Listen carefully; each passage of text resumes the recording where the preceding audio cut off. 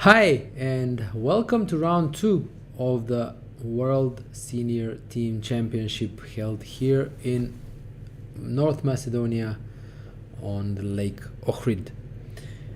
In round 2, we already have matches that are kind of, I would say, more close. And as usual, we will start the roundup from the first 4 matches in the S50 section, and then we will switch to the S65. So on board 1 we have Team USA play Montenegro. The board pairings are Shabalov Nikčević, Kajdanov Pajković, Elvest Podlesnik, and Novikov Miljanić.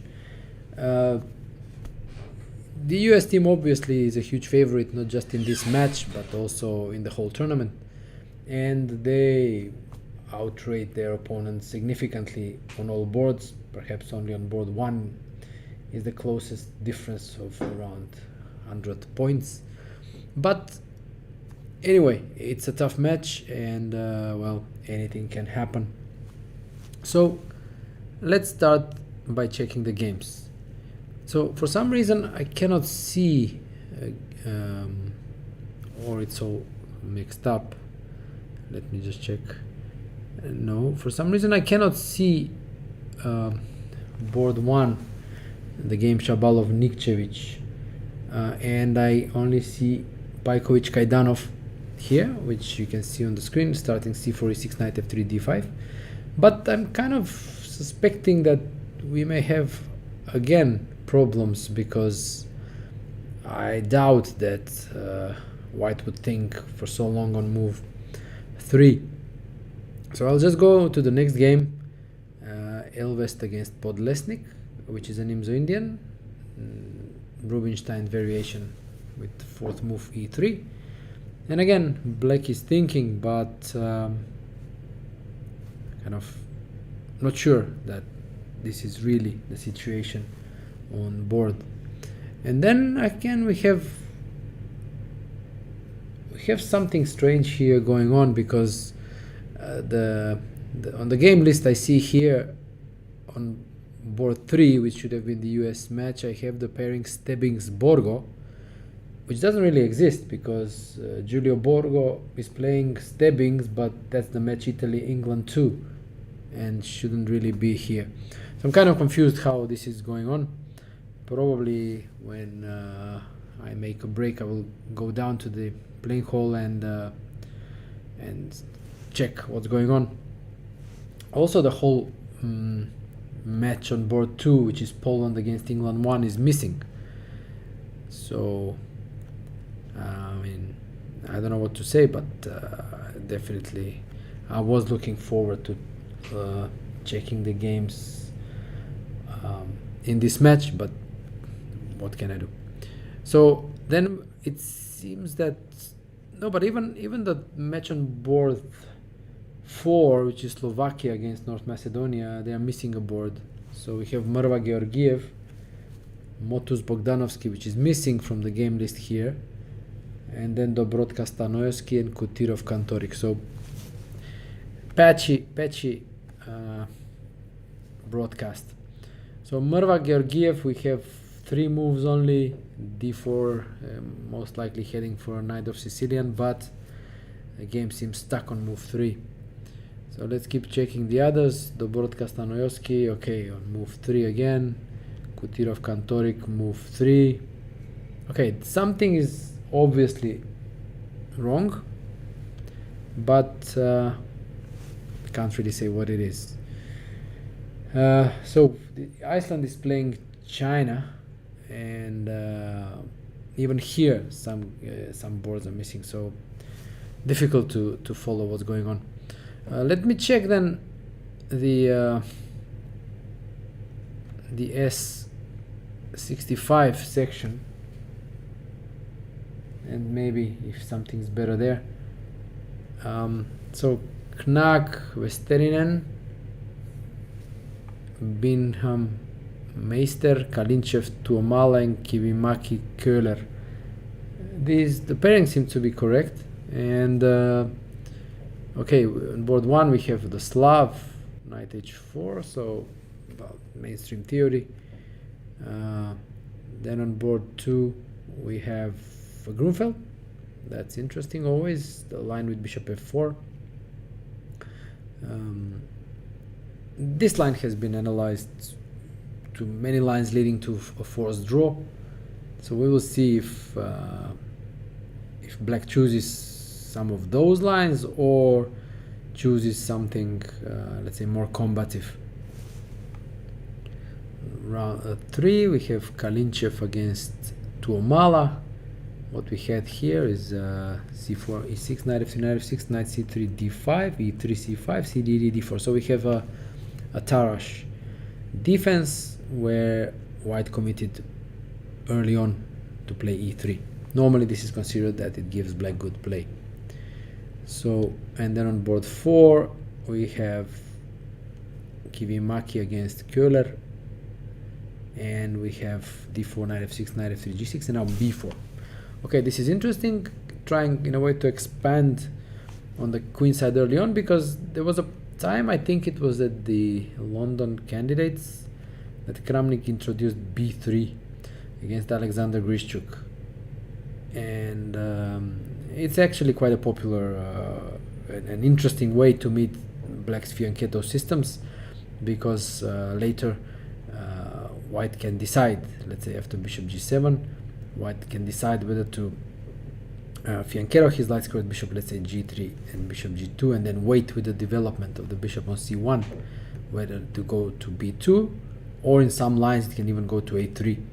And there was a very nice game, Kramnik Vocaturo, at can't remember which Olympiad, but it was at an Olympiad, and where bishop a3 was played in one go.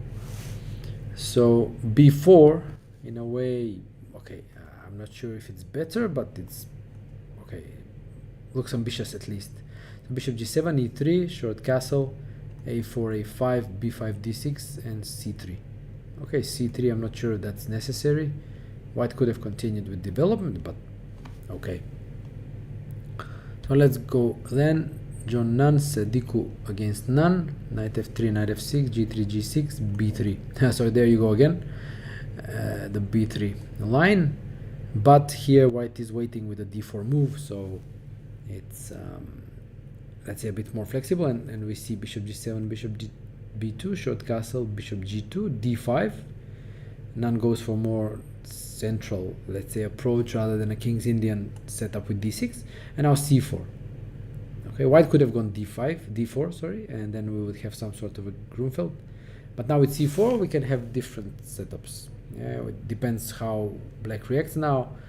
He can still go for Grunfeld type of positions with c6, or maybe play more actively with c5.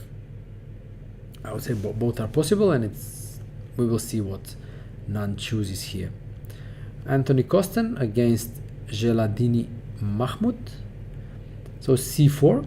And this is very nice to see Anthony Kosten play c4, because I have fond memories of Anthony Kosten, even though I don't know him that well personally, though I do hope I have him here on the broadcast. That in the, I think it was in 2000, I bought his book, The Dynamic English. I was in Spain, I think it was in Dos Hermanas. I was playing a tournament, and I bought his book once, The Dynamic English, and actually just by reading that book I started playing the English opening, and I have to say quite successfully.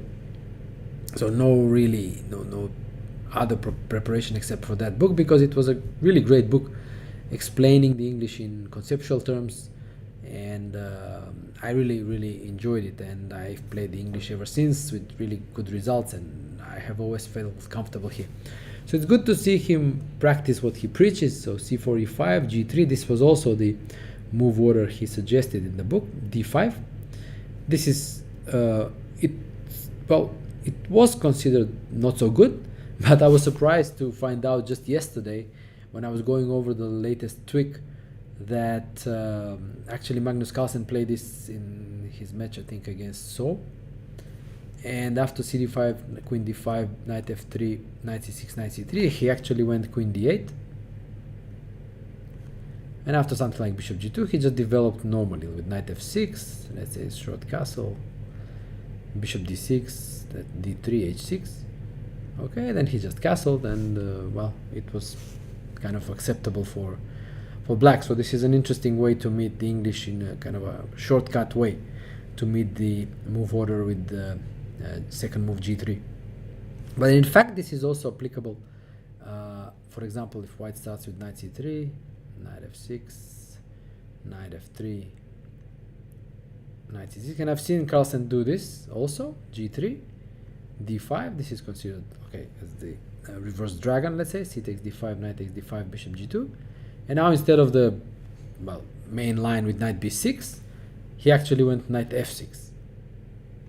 And then did the same. As you can notice, it's a transposition. Bishop goes to d6, h6, short castle, rook e8 with the normal position. So a new trend in the opening. And well, I think it's a really kind of a shortcut opening preparation, you know, just to have a line against the English without a lot of theory and preparation. So let's go back to the game, because here after knight c3, black actually went queen a5, which somehow I think the queen does not belong there, because as this being a reversed Sicilian, white will likely advance on the queen side, a3, probably obviously moving the rook so as not to blunder the rook, I mean not to blunder a pawn because of the pin. Yeah, so a3 b4 will happen, and that will lead to an attack on the queen. So the queen may turn out to be just exposed on a5, bishop g2, knight f6, and now white is thinking. So let's see how this develops, but I just have a feeling that the queen it does not really belong on a5. Then we have Suho Gerla against Chapman, and here we have a Caro-Kann, knight c3, d4, takes bishop f5. I know I spoke a little bit about fashion in the Caro-Kann yesterday, and I noted that in fact the formerly known as main lines, the move bishop f5, which is the Capablanca variation as I mentioned, and also the knight d7 line, which is the Flores, Mislov, Karpov variation, have been in a way replaced with the move knight f6. But here Chapman sticks to the classics: bishop f5, knight g3, bishop g6, knight f3, knight d7, h4, h6, and now bishop d3. This is a kind of a, I would say, not even a latest switch, but rather going back in history, because for decades, very long time, it was considered useful for white to just go h5 first and then go bishop d3, fixing the structure on the king side and establishing this space advantage on the king side. But lately, and I think it started with Kramnik in his online games, he started playing bishop d3 without pushing h5. They takes, knight f6. Okay, now not queen b3, which definitely is not how Kramnik played, but he just kept the pawn on h4 for some reason. I can't really say why. Maybe some lines knight can come to h5, but this is not that well common. But what may be the reason is that in lines when white goes bishop d2, let's say long castle, knight comes to e4, and these knights are exchanged, then g4, g5 can happen more easily, because g5 is supported by the pawn on h4. So this may be one of the ideas. Be that as it may, white played queen b3, which is a strange move. I don't recall seeing this in the Caro-Kann. And after queen b6, c4, e6, white is thinking. So obviously the Kosovo players did not intend to go into some theoretical debates in this match. And on board 4 we have Povach against Buyupi, and here we have some Pirts. So d4, g6, e4. Okay, it's actually, well, I don't know, it starts as a modern, but then black plays knight f6, so it becomes a Pirt. So knight c3, d6, bishop e3, now knight c6. This is strange and rare, Normally the reaction should be d5 here. And again we see the Kosovo players avoiding theory. But h4, okay, the threat is h5, so black goes knight f6. And now f3, stopping knight g4. But the idea of knight c6 is that black now can play e5. Yeah. Supporting e5 with the knight, and also putting more pressure on d4. So if black continues with d5, we'll see how white will react. Most likely with d5, because knight e2, while possible, it may lead to just some exchanges on d4. So we'll see. Okay, let me go back to the S50 section. Just let me check if there are any questions here.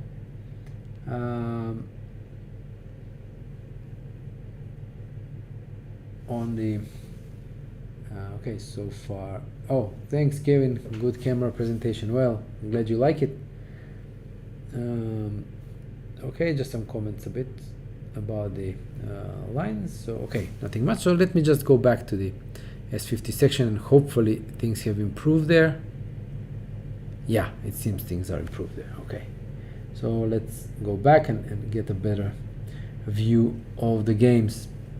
So now we have Shabalov, Nikčević on board 1, and let's see that one. So it's a Slav, c4, e6, knight c3, c6, the so-called triangle. Yeah, triangle Slav. It was used by Anand in his first match against Carlsen in 2013 in Chennai. And it worked well for him because he obtained good position. In that game, Carlsen went for e4, d takes e4, knight takes e4, bishop b4 check. And now instead of entering the hair-raising complications after bishop d2, queen d4, and so on, Carlsen actually chose the theoretically considered timid knight c3, but eventually won the game thanks to his superior technique, even though he got nothing out of the opening. But in this game, Shabalov goes for e3, and one of the points of the triangle is that it gives more flexibility to black. So even though here black played knight f6 transposing to the semi-Slav, he has the additional option of going for f5 and the stone wall, where white has already committed to e3, so the bishop cannot be developed more actively. And the best way of dealing with the stone wall includes the fianchetto with g3, but that also is out of the question here, as white has already played e3. So this is one of the advantages of the triangle setup. But black decides to transpose to the semi-Slav. So, and now instead of knight f3, which would be the proper semi-Slav, white goes for bishop d2. This is a rare plan. So knight d7, black follows with the usual moves, rook c1, bishop d6, and now c5, bishop c7, and f4. So now we see the idea that white had by postponing the development of the knight, which was not to block the path of the f pawn, so he could play f4 and clamp black down in the center, because black's setup with knight d7 and bishop d6 is aimed at actually pushing e5. But now this is not possible, so now black will likely seek liberation of his position by undermining white's queenside with b6, and then after b4, a5. Yeah, and then this bishop, being quite passive, will likely go to a6 and exchange, and black will seek to exchange it. For white's counterpart, this is common. For example, b6, a5, bishop a6. It's a common idea in the bishop f4 line in the Queen's Gambit declined, the line with knight bd7. So okay, likely black was surprised by this plan by white, so now he's taking his time. Let's move on to the next board. Pajkovic against Kajdanov. So we saw move 3, which was a reti, bishop g2, and now d4. An ambitious move, and It was also these setups with d4 were chosen by Carlsen in the match against Nepomniachtchi. He played d4 also, but then after short castle, he did not play c5, which is a proper reverse Benoni, but rather he went for lines with knight c6 and bishop c5. Going for more central and then e5, but he didn't get to play e5. But this type of setup with knight c5 and c6 and bishop c5 more piece oriented, whereas c5 is a move that leads to the reversed Benoni. So e3, knight c6, d3, and now h6. A prophylactic move because black anticipates e takes d4 and then does not want to allow white to play bishop g5 and get rid of his dark squared bishop, because as if you remember, if you were here yesterday, when we were looking at Nigel Davis's game where he played the Benoni, I mentioned that in the Benoni, black is very happy when he manages to exchange his light squared bishop, but here we have a reversed Benoni, which means that we are talking about white's dark squared bishop. So white plays knight a3, still waiting with the exchange on d4. He will bring the knight on c2. This is flexible because it keeps the option also of transposing to King's Indian structures with e4. So this will, okay, white will have to make the choice whether to take on d4 or push e4, or even keep the tension for a longer period. But eventually that choice will have to be made. On board 3 we have Elvest against Podlesnik, so we saw that we had a Rubinstein variation in the Nimzo Indian. So c5, this is one of the main moves, the other one being short castle, and lately also the move that was for many years since the very famous game Botvinnik Capablanca from the Avro tournament in 1938. The move d5 was considered dubious because of Botvinnik's treatment after a3, bishop c3, bc, and then he took on d5 and implemented this classical plan of bishop d3, f3, e4, and won a legendary game. But even though this is not that bad for black as it has been considered for many years, but lately the curious move bishop e7 has also been making some strides, and white could argue that okay, black lost tempo, like putting the bishop on b4 and going back to e7, but black can also argue that white's e3 is suboptimal, locking in the bishop on c1. So pros and cons, yeah. So it's an interesting way to play. But black played c5, a3. This is the sharper move. The other ones, the other moves are bishop d3 or knight e2. Bishop takes e3, bc, knight c6, bishop d3, short castle, and rook b1. Okay, this is kind of a fresh, relatively fresh idea, somewhat similar to Ding Liren's move rook a2 from the match with Nepomniachtchi. If you remember that game that he won. Actually, no, that game was drawn, but he was winning. He put the rook on a2, and then he actually managed to use the rook along the second rank for the attack on the king side. But rook b1, I think I saw this one recently, very recently. Maybe I can also check if you give me a second. I will check. So, and I will tell you where I saw this move. e3, c5, a3, takes. So I brought my laptop so I can check the databases and see the latest opening developments. So let's see.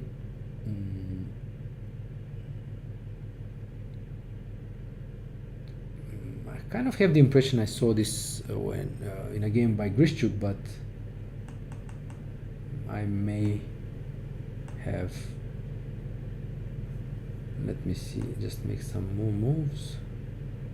Bishop d3, short castle, and rook b1. Yeah, so my memory was right. Still good. It was played by Grishchuk twice. Once against Karyakin a name that's not well, often mentioned lately for known reasons. That was in July or June, let's see. That was in July. But more recently against Praggnanandhaa at the Tata Steel India Rapid, he played Rook B1. And it's funny that in that game, after Rook B1, Praggnanandhaa played H6 and Grischuk continued with H4. Well, ladies and gentlemen, I present you modern preparation. But here in this game, we actually black played a novelty. As I'm checking the database, the moves that have been played in these positions are D6, B6 mostly, and as we said, H6 by Praggnanandhaa, with the odd occurrence of D5, Queen E7, and Rook E8. But E5 is new, even though it is in line with the setup that black has chosen, because normally black goes for this D6 E5 setup once he chooses the C5 knight C6 variation. So E5 is in line with this development after D5, and now knight A5. I'm never sure. Okay, this especially in line with what black plays next. There is some idea behind this, because after E4 he went knight E8, and now we see that maybe he wants to use the D6 square for the knight, not to play D6, and then maybe go B6, bishop A6, and then he will attack C4 3 times. Now this is not the end of the world for white, because he can also defend C4 3 times. Let's say knight F3, knight D2, and queen E2. So all these three pieces would defend C4 3 times, but it would make white's position somewhat passive, having to defend. And white's setup is actually quite an ambitious one, aggressive one. He wants to attack on the king side. So it will be interesting to see how Elvest reacts to this plan by black. And on move 4, we have Miljanic against Novikov, and we have the Lapin Sicilian, quite popular lately, having been employed by starting from Carlsen and Nepomniachtchi to everybody else. So C3 D5, E5, Queen D5, D4, Knight F6. Oh, why did it jump? Okay, and let's go back to the Novikov game. So Knight F3, E6, Knight A3. This is actually an interesting move that I have looked at myself, and I kind of preferred it to the more common bishop d3, because in this line, normally in the Lapin, white plays bishop d3, cd, cd, and we have these positions with an IQP. But I was kind of drawn more to other types of variations where white does not play with an IQP, but rather plays with the queenside majority, so ABC against AB after the exchange of these pawns in the center, c5 for d4. And like I mentioned yesterday, I was drawn to these positions after studying Tivyakov's book Rock Solid Chess, where he explains in great depth these types of positions when white has this queenside majority. And they look kind of, especially after reading Tivyakov's explanations, they seemed kind of very tempting to try. So I was checking some lines that can lead to these types of positions. So knight c6, knight b5, crude threat of knight c7, queen goes back, and now dc5. So here we have it. Bishop c5, exchange of queens. And this is in a way a dream scenario for white, having established these 3 pawns against 2 on the queen side. The queens are off, and white will try to advance on the queen side and make something out of his pawn majority. I'm not sure how the theory goes here, but white's next move, knight d2, is, well, definitely not the first one that comes to mind. For example, Tivyakov was very in favor of advancing the a pawn in these structures, so a4, a5, even a6 if allowed. But Boro decides to send the knight to b3. maybe it's, I guess it's possible. Well, a6, knight b3, bishop e7, and now knight d4 takes, and what we got actually is the knight from f3 got to d4 via making a pirouette first, knight d2, knight b3, and then going to d4. And after e5, knight f3, the knight drop goes back to f3. Okay, this already tells us that this idea of knight d2 was not that great. So the knight was just jumping around and then ending up on f3. So that was like 1, 2, 3, 4, 5 moves in a row for by the knight to end up on the same square again. And did white improve his position in the meantime? Well, not really. So okay, not a great opening for white, but white being white, it doesn't really risk being much worse. So let's move on to the match Poland against England, and we have an exchange. Rui Lopez exchanged Spanish in the game, Gdansky against Adams. So knight f3, knight c6, bishop b5, a6, and takes on c6. dc, short castle, and queen f6. Obviously there are many lines for black here. f6, queen d6, bishop d6, bishop g4, even knight e7. But Adams plays queen f6, d4, e4, bishop g5, queen d6, knight d4, bishop e7, all theory.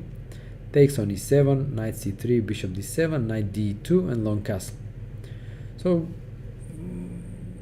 black, well, neither side risks much in the exchange Spanish, but white does have the better long-term prospects in view of these 4 pawns on the king side and the center against these 3.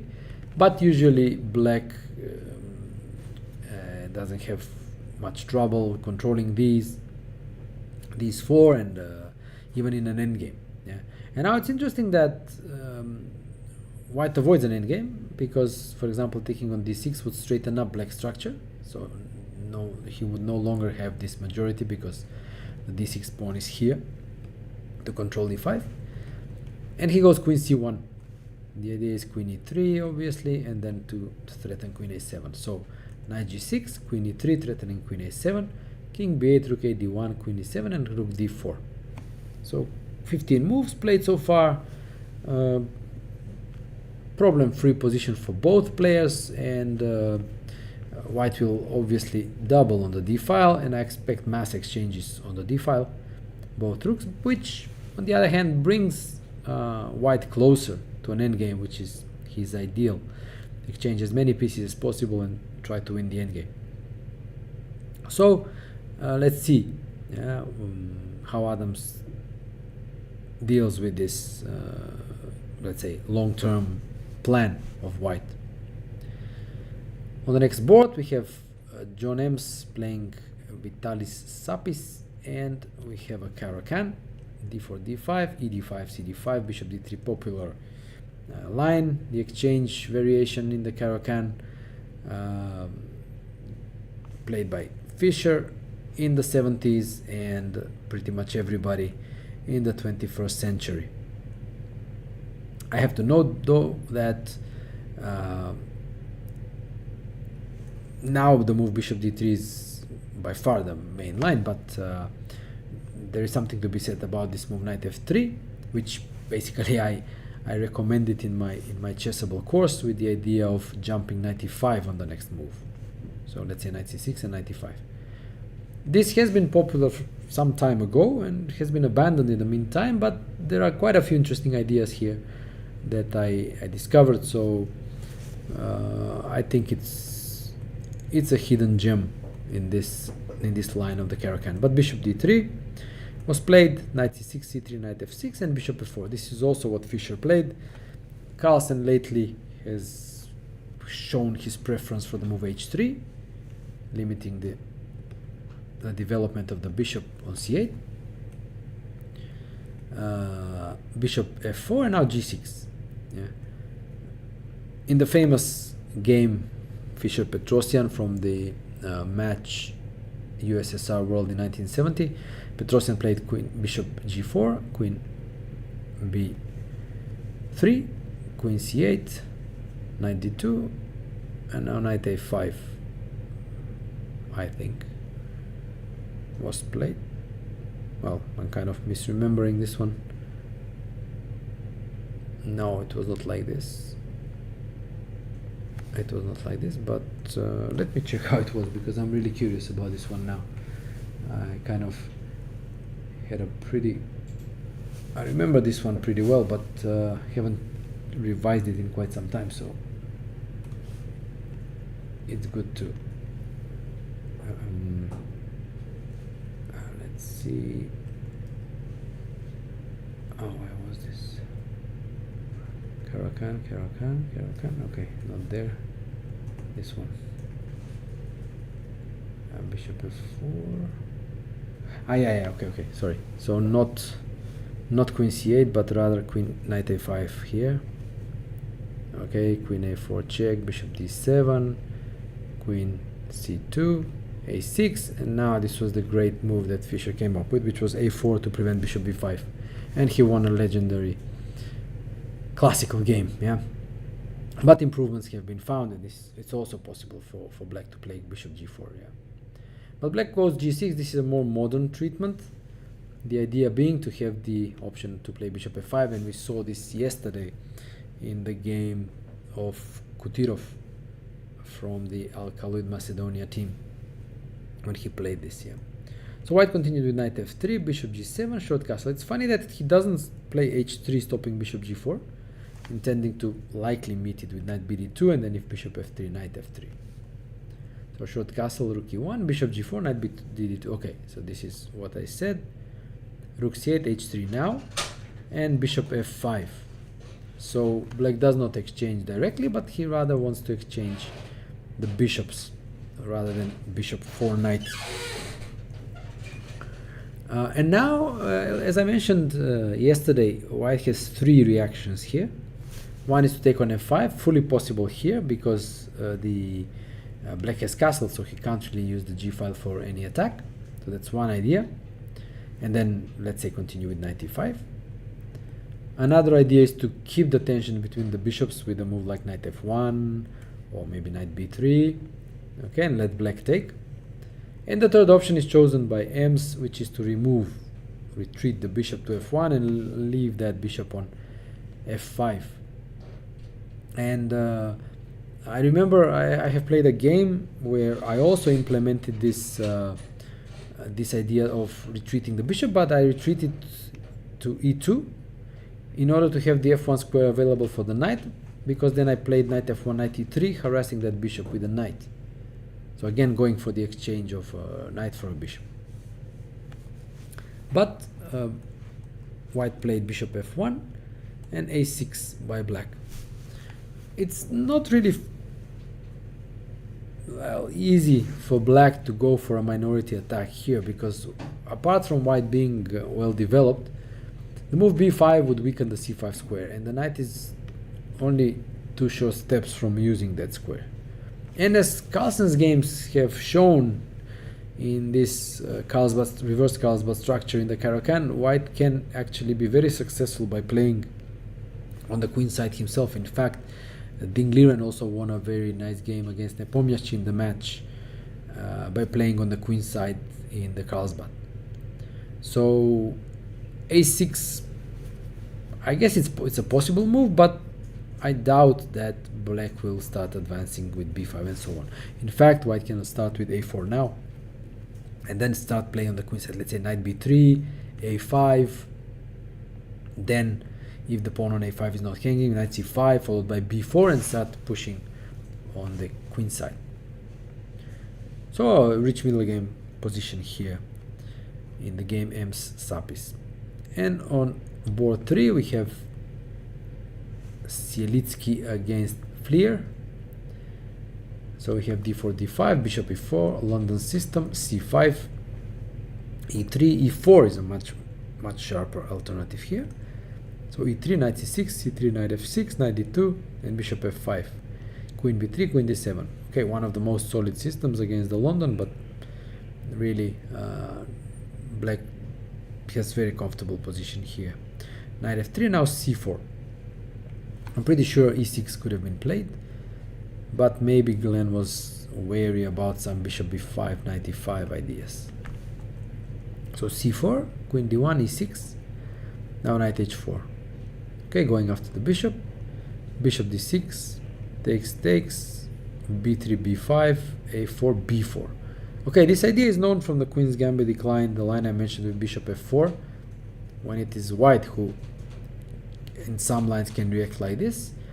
The point being that, let's say, c takes b4 is met by c3, and the pawn is quite dangerous. Yeah, for example, now knight b1 can be met by c2, and thanks to this bishop still being alive, black wins material. So white plays rook c1, covering the c3 square, c takes b3, knight takes f5, e takes f5, and white is thinking now how to take on b3 most likely, but also cb4 is possible. Yeah, so either cb4 or taking with b3 in one way or another, queen b3 or knight b3. It's an interesting position, as okay, these doubled pawns okay are some sort of damage to black structure, but on the other hand, the pawns on d5 and f5 give black a really good outpost on e4. So the knights have good outposts here. Also c4 can be an outpost for a black knight, so it's an interesting position. Yeah, and yeah, white will have to decide now what to do. And on board 4 we have Nigel Davis playing Pavel Flis. So knight f3, knight f6, c4, c5, knight c3, knight c6, g3, g6. This is the symmetrical line of the English opening, a solid choice for black, but one where especially if white follows along the main lines with, let's say, bishop g2, bishop g7, castles, and now d4, black can actually play d6 and go for this King's Indian fianchetto line, but most often black takes, yeah, and we have this line where d6 is possible, but knight d4, queen d4, d6 is considered the main line, which is extremely solid for black. I have played it myself. For example, I played it with black against Gawain Jones some years ago, and it was a very exciting game which ended in a draw. Here actually he came up with a really surprising novelty for me, which was c5. I really did not expect this, so I was forced to start thinking here already, and I think it was an over the board inspiration by Gawain. Again, led to some very interesting play, but eventually was drawn. What I'm trying to say is that this is solid, but white has some initiative here. But Davis goes for something else. He goes for b3. A bit early, but okay, maybe he just wanted to deviate from mainstream theory. So bishop g7, bishop b2, short castle, bishop g2, and now d6.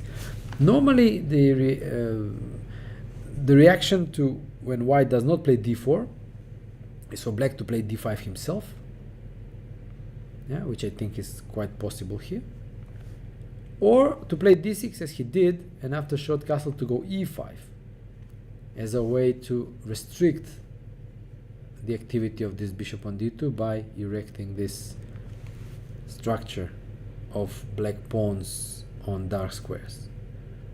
So this is the two common ways how to deal with first, white not playing d4 early on, and second, white fianchettoing his dark square bishop. But black does neither. He goes a6, which is kind of a neutral move, but now after d4 we have a transposition to the line we looked at, where white has chosen this b3 bishop b2 plan. It's possible. Again, black is very solid, nothing wrong here. It's just that I think he had these two other interesting options. So rook b8, useful move, getting the rook out of the long diagonal and preparing b5, which is black's main move to liberate his position. So rook fd1, bishop e6, and rook ac1. So both sides finish development. Now black will try to either play to push b5, but I think there is also this interesting idea of knight d5, which we mentioned yesterday in the Kalinchev game, if you remember, hitting the queen. So now I'm not sure. Okay, queen g7 does not really work because black is solid on the dark squares. So the queen should move. Let's say queen d2, and now some exchanges on c3. Takes everything on c3, and black is more than comfortable here. Let's say b5 or queen a5. I don't see many problems for black. So maybe, again, maybe here it was better to remove the queen with queen d2 rather than play rook ac1, but we will see. We will see what black does here. Okay, so let's move on to the next match, which is Italy against England 2. And on board 1 we have Alberto David playing Steven Dishman. Another Caro-Kann, e5, and now c5. It's curious how chess fashion changes for many decades. Bishop f5 was considered the more or less the only move here, and it was only people like Keith Arkell, yeah, who were adamant with their choices and stuck to c5 throughout their careers. But now c5 has been making some sort of an emergence as after bishop f5 there are several lines and where black does not really have a easy life. Theoretically, objectively, black is fine, but the practical problems that white poses, for example, in lines like h4, h5, bishop d3, or the short variation with knight f3, e6, bishop e2. There are many ways for white to put pressure on black. So in order to avoid all this and give the game a new direction, black players started to play this move c5. And again, now white has a wide choice. Knight f3 is one of them, dc5 is another. Knight f3, cd4, and bishop g4 is another line, but cd4, queen d4, knight c6, queen f4, e6. And now we have some sort of a French with the bishop on c8, and the queen somewhat strangely placed on f4, but this may turn in white's favor, for example, as if white manages to play something like, let's say, queen g3, and then bishop f4, bishop d3, short castle, knight bd2, he would have a great position, which would be sort of like a dream position from the advanced variation in the French. So black's task here is to actually prevent this setup. So white starts with bishop d3. Maybe there was something to be said about queen g3 targeting g7 so as not to allow the development of the bishop, but then the queen may get hit after knight f5. Then after bishop d3 maybe white will have to take on f5. So again, let's see. Maybe I can just check the theory here, because I'm also curious what's happening. So c5, knight f3, cd4, yeah, cd4, but there are also knight bishop g4 that I mentioned, and knight c6, yes, but cd4, queen d4, yeah, as played by David, but knight d4 is also a good alternative and actually played like 6 times more often. So queen takes d4, knight c6, queen f4, e6. Yeah, so the main moves here are bishop d3 and knight c3. Yeah, both scoring very well for white, over 60%. So bishop d3 played by David. Let's continue how theory goes. Bishop d3, knight b4, main move, short castle or knight c3. Okay, knight c3 played by David, but short castle has also been played. So knight c3 takes on d3, cd, takes on d3, cd, knight e7, all theory, h4 still theory, h5. So I'm curious how much the players prepared here. Yeah, bishop d2 main move, and okay, now we have the novelty, knight f5. Previously bishop d7 has been played, but it may lead to a transposition. Yeah, so okay, knight f5, but now knight e2. Okay, in the game Willow against Pultenevicius, short castle was played, bishop d7, but here knight e2, bishop d7, knight g3 has been played. Yeah, so we are in new territory here, and g6 by black. So we have a French position where white took cd3, and therefore symmetrical pawn structure. There are not really pawn breaks because f6 is very undesirable, because it would weaken both g6 and e6, yes, which means that we will see piece play here. White's pawn break g4 may come at some point later on, but probably after knight f5 it won't. So white took on f5, so now we expect g takes f5, because ef5 looks a bit, but maybe possible, and then bishop comes to e6. So, well, let's see what black decides. Yeah, I'm kind of always inclined to take towards the center, so gf5 would be my reaction, but e5, I'm not too keen on it, to be honest. But what I don't like about black's position is that white has this option of bishop b4, exchanging the dark squared bishops and then playing with a good knight against bad bishop. So this looks promising for white. Okay, let's move on to the next game. Lewis against Godena, d4, d5, c4 takes. Queen's Gambit accepted has been Godena's main defense against d4 for forever, I would say. He's very consistent in his opening choices, and he has very well analyzed repertoire, very solid, and he is not afraid to repeat his lines against anybody. So e4, e5, knight f3, bishop b4. In fact, I have looked at his games whenever I looked at a line that was interesting, that was of interest, and when I knew that he would play that line, I always check his games because they tend to be of very good theoretical quality.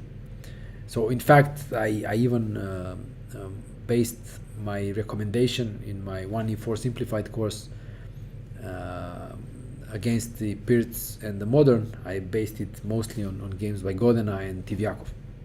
So very, very robust reply against these defenses in their games.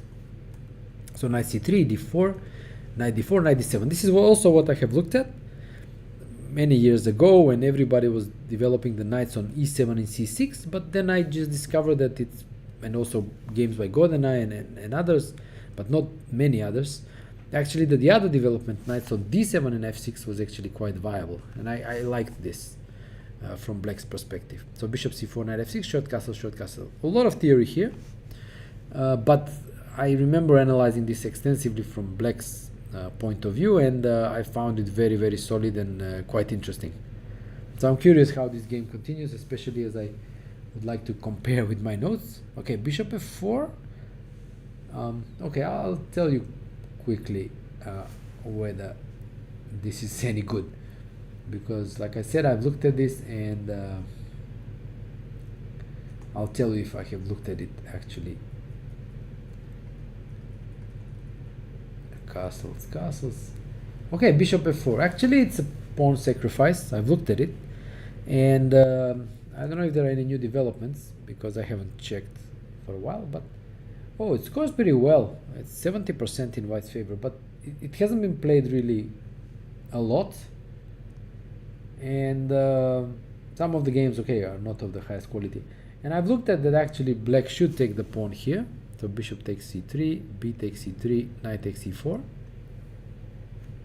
And now I've looked at both knight b5 and rook e1 and analyzed this to some sort of equality. But it's clear that white prepared because Gonina plays this line on a regular basis. So it's interesting to see what white prepared and how black reacts. So this is an interesting theoretical discussion in the Queen's Gambit accepted. So we can move now on to board 3. Belia against Clark. We have the Rossolimo. So e4 c5, knight f3, knight c6, bishop b5, knight f6, knight c3, d3 is possible, e5 is possible, bishop c6 is possible, a lot of moves, knight c3, queen c7. This was all the rage from 20 years ago. It was played in Linares all the time. Kasparov was playing this with white and so on. But it kind of, well, theory moved on to other lines. And now bishop c6. Well, the main move is short castle. But bishop c6 now. Okay, just probably a transposition to the lines with bishop c6. But the queen will already on c7. I think that after h3, black could have used the fact that the queen is on c7 by pushing e5. And then there is no need to fianchetto the bishop. The bishop can be developed to d6. And black should be fine. So g6 is just normal, but I think black did not make most of this particular move order. So d3, bishop g7, bishop e3, b6, queen d2 short castle, and bishop f4. Okay, white is trying to kind of take advantage of the early development of the queen on c7 and the fact that black did not play e5 early on. So this was the last chance to play e5. So black is thinking, and again probably regretting not playing e5 earlier, because now the queen, where does the queen go? Not, there aren't that many good squares. There are 3 available, but neither seems too great. Yeah. And on board 4 we have Stebbings against Borgo, and we have a Queen's Gambit declined. And one of the most solid lines, in fact, knight bd7 and c5. For myself, I call this the Kramnik line because he made it popular some maybe 10 years ago. And it turns out it's probably the most reliable equalizing weapon for black in this bishop g5 line of the Queen's Gambit decline. The point is that now with c5, black starts initiate simplifications in the center, and he's not forced to play IQP positions. He can always recapture on d5 with a piece, and c5 also. Yeah, so cd5, knight d5, this is the point, and the bishop on h4 is hanging, so that after bishop e7, knight e7 is possible. Even though the IQP position is also playable, queen e7, knight e5, e5, but no need for that. Knight e7, and then the bishop is developed with b6, bishop e7. So bishop e2, b6, short castle, bishop e7, queen a4. Black still needs to do some to make some precise moves. Okay, not too precise because a lot of moves work well here, like cd4, a6, bishop c6. Yeah, but some care is still needed. Yeah, especially as white will likely play rook fd1, and black needs to kind of find a good spot for the queen, but normally this is easily done. For example, something like cd4 playing followed by knight c5, then the knight can move from e7, the queen can come to e7. Black normally has few problems here and equalizes easily. In fact, there were some games by Kramnik where he even went on to win from these positions with black. One game is Matlakov Kramnik, and the other one was let me think, Salem Kramnik, I think. So okay, just a recap of the match. Yeah, I forgot to do the recap of the other matches, but I'll come back to them again. So on board 1, David has a promising position against Dishman. GoldenEye is still in theory, but may be caught in some preparation if he doesn't remember well. Belia tried to use this early development of the queen on c7, and Borgo doesn't really have problems against stabbing. So some slight initiative in the match for the Italians. And let's move on to the fourth match, which is Slovakia against Macedonia, Alkaloid. And on board 1 we have Mrva against Georgiev, Kirill Georgiev going for the Najdorf, bishop e2, e5. Everybody's playing e5 lately, even though there's nothing wrong with the Scheveningen with e6 as Kasparov liked to play. e5, knight f3, bishop b7, bishop g5, and now again I always find it amusing when black players play knight b7 here, because it's widely known that the best move is bishop e6 and only then knight b7, and this has been basically analyzed to a draw for black. And I understand that maybe Georgiev wanted to have a more complex position, but after knight b7 this is actually what white wants in this line, as now he manages to play something like a4, bishop c4, and establish a firm grip over the d5 square. That's why the bishop was important to come to e6 before.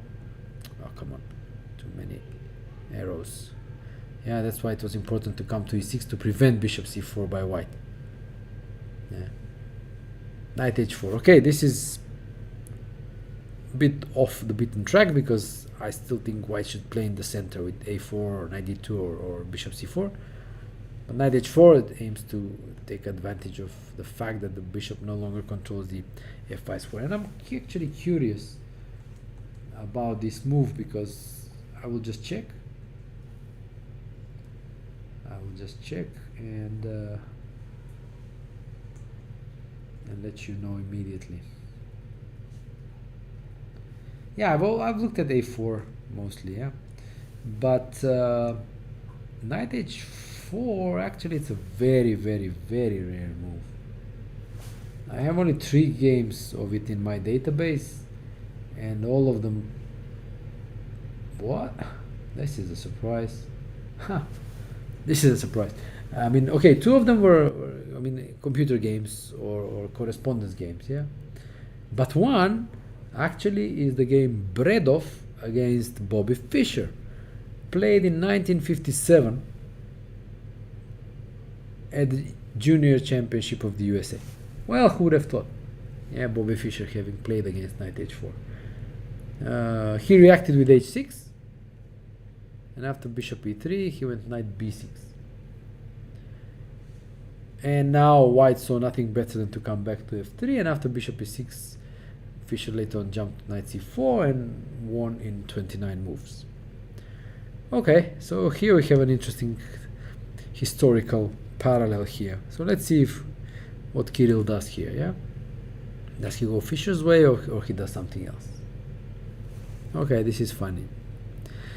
This is fun. So okay, board 2, Bogdanovsky against Motus. Knight f3, knight f6, g3, b6, d4. Okay, going for the Queen's Indian. Bishop b7, c4 e6, bishop g2, knight c3, short castle. The rule of thumb shouldn't really be, it's not one to be strictly followed, because it's still a lot of theories that once white plays knight c3 in the Queen's Indian, black should continue with knight e4. And this was supposed to give black satisfactory play, but lately black not always follows this rule of thumb, and castling is also obviously possible. But the difference now is that queen c2 establishes control over the e4 square. Yeah. And now, for example, c5 can be met by d5, ed5, knight h4 with sharp play, intending knight f5 and so on. Korchnoi famously beat Karpov in 19 moves in this line. I think it was in their match in 1974. But black played d5, and after cd5 took with the knight. Okay, maybe. Normally black is going for positions after ed5, but these are considered, though playable, they are considered more favorable for white, especially as the bishop can come out to f4, knight to e5, and so on. But knight d5 is a bit strange. So short castle, knight d7, and now knight takes d5. e4 immediately was tempting, but after knight c3, bc c5, perhaps black is fine. So Bogdanovsky takes on d5 first, and now bishop d5. Again, ed5 was the alternative, and then to follow up with c5.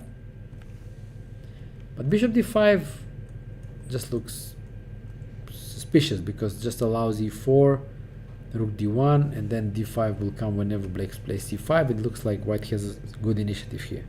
So rook c8, I don't know, c5 was possible immediately, so bishop f4.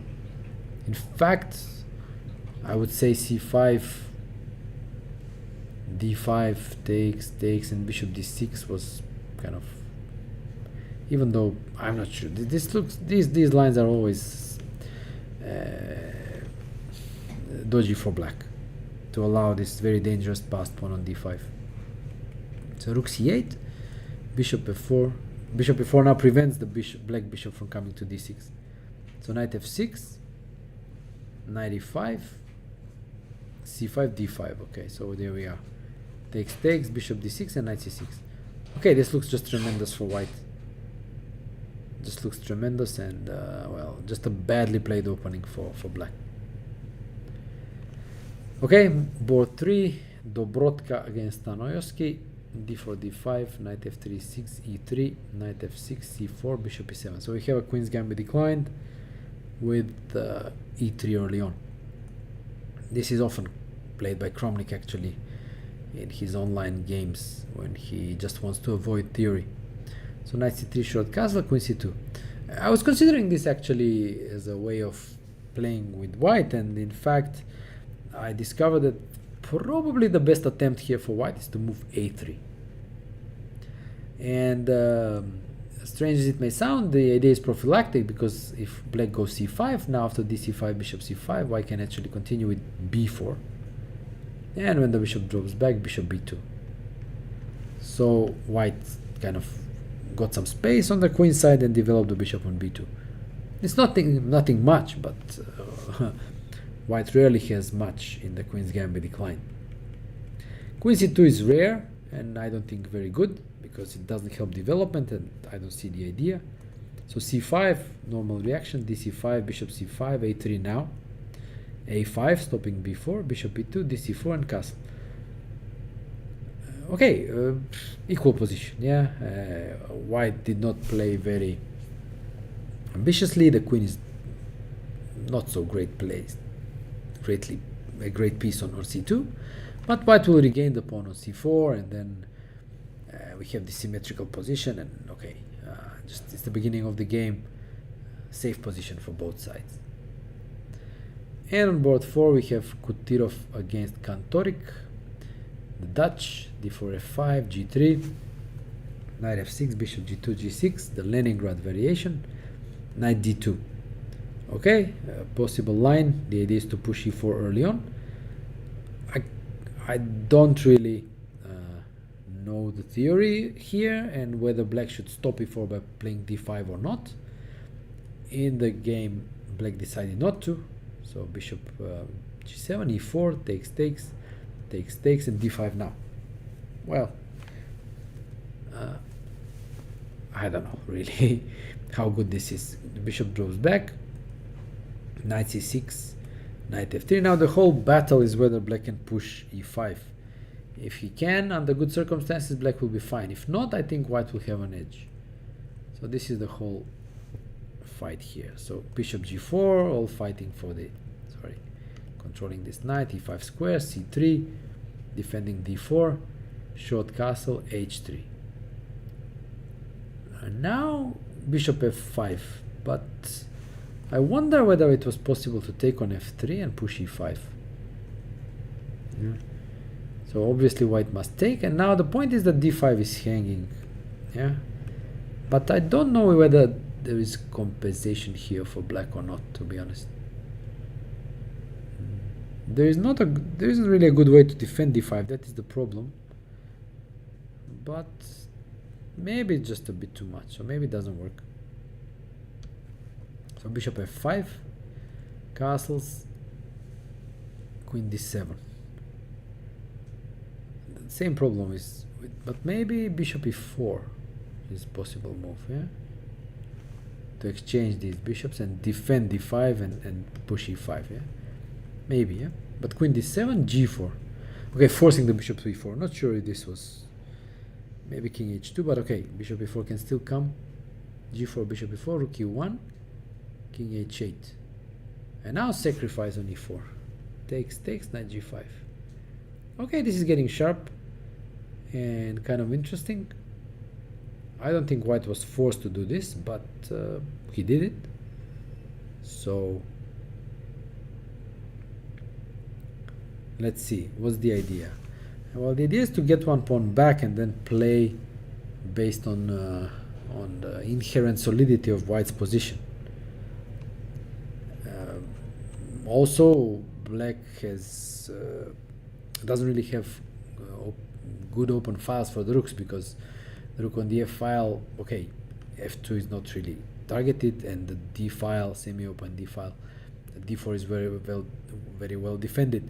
So black should seek to open the game, likely by pushing e5, and try to open some files for the rooks. So quite a sharp position. Yeah. So, okay, let me just have a quick look at Georgiev's game, what he did. Okay, he's still thinking. Okay, so we did a roundup of the matches in both sections. So I will just take a quick look here if there are any questions on the channel. Paul Morphy unfortunately is not playing. I would have liked it really a lot to see Paul Morphy play, but unfortunately we don't have Paul Morphy here in Struga. Boomer Championship, maybe, if you like to call these guys boomers, it's up to you. So okay, no comments, and okay, this probably I'll take a short break now, and when we come back we continue with the game analysis. I'll see you soon.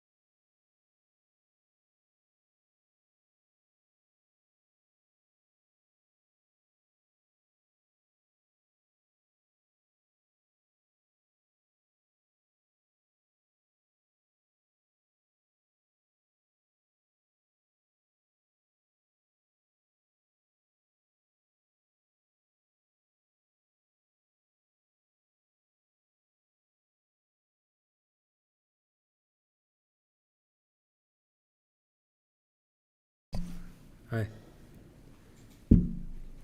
Hello and welcome back to the live broadcast of the second round of the World Senior Teams Championship here in Struga, because Struga is the closer town to the hotel where we are staying. But it's on the Ohrid Lake and that's what it's important. So let's pick up where we left off, and I left the game Mrva Kirill Georgiev on the board because it was interesting that the move knight h4 that I mentioned is was played in an ancient game by against Bobby Fischer, and in fact Fischer here played the move h6, and I was curious to see whether Kirill goes along the same path, but in fact he went for the move knight c5. And here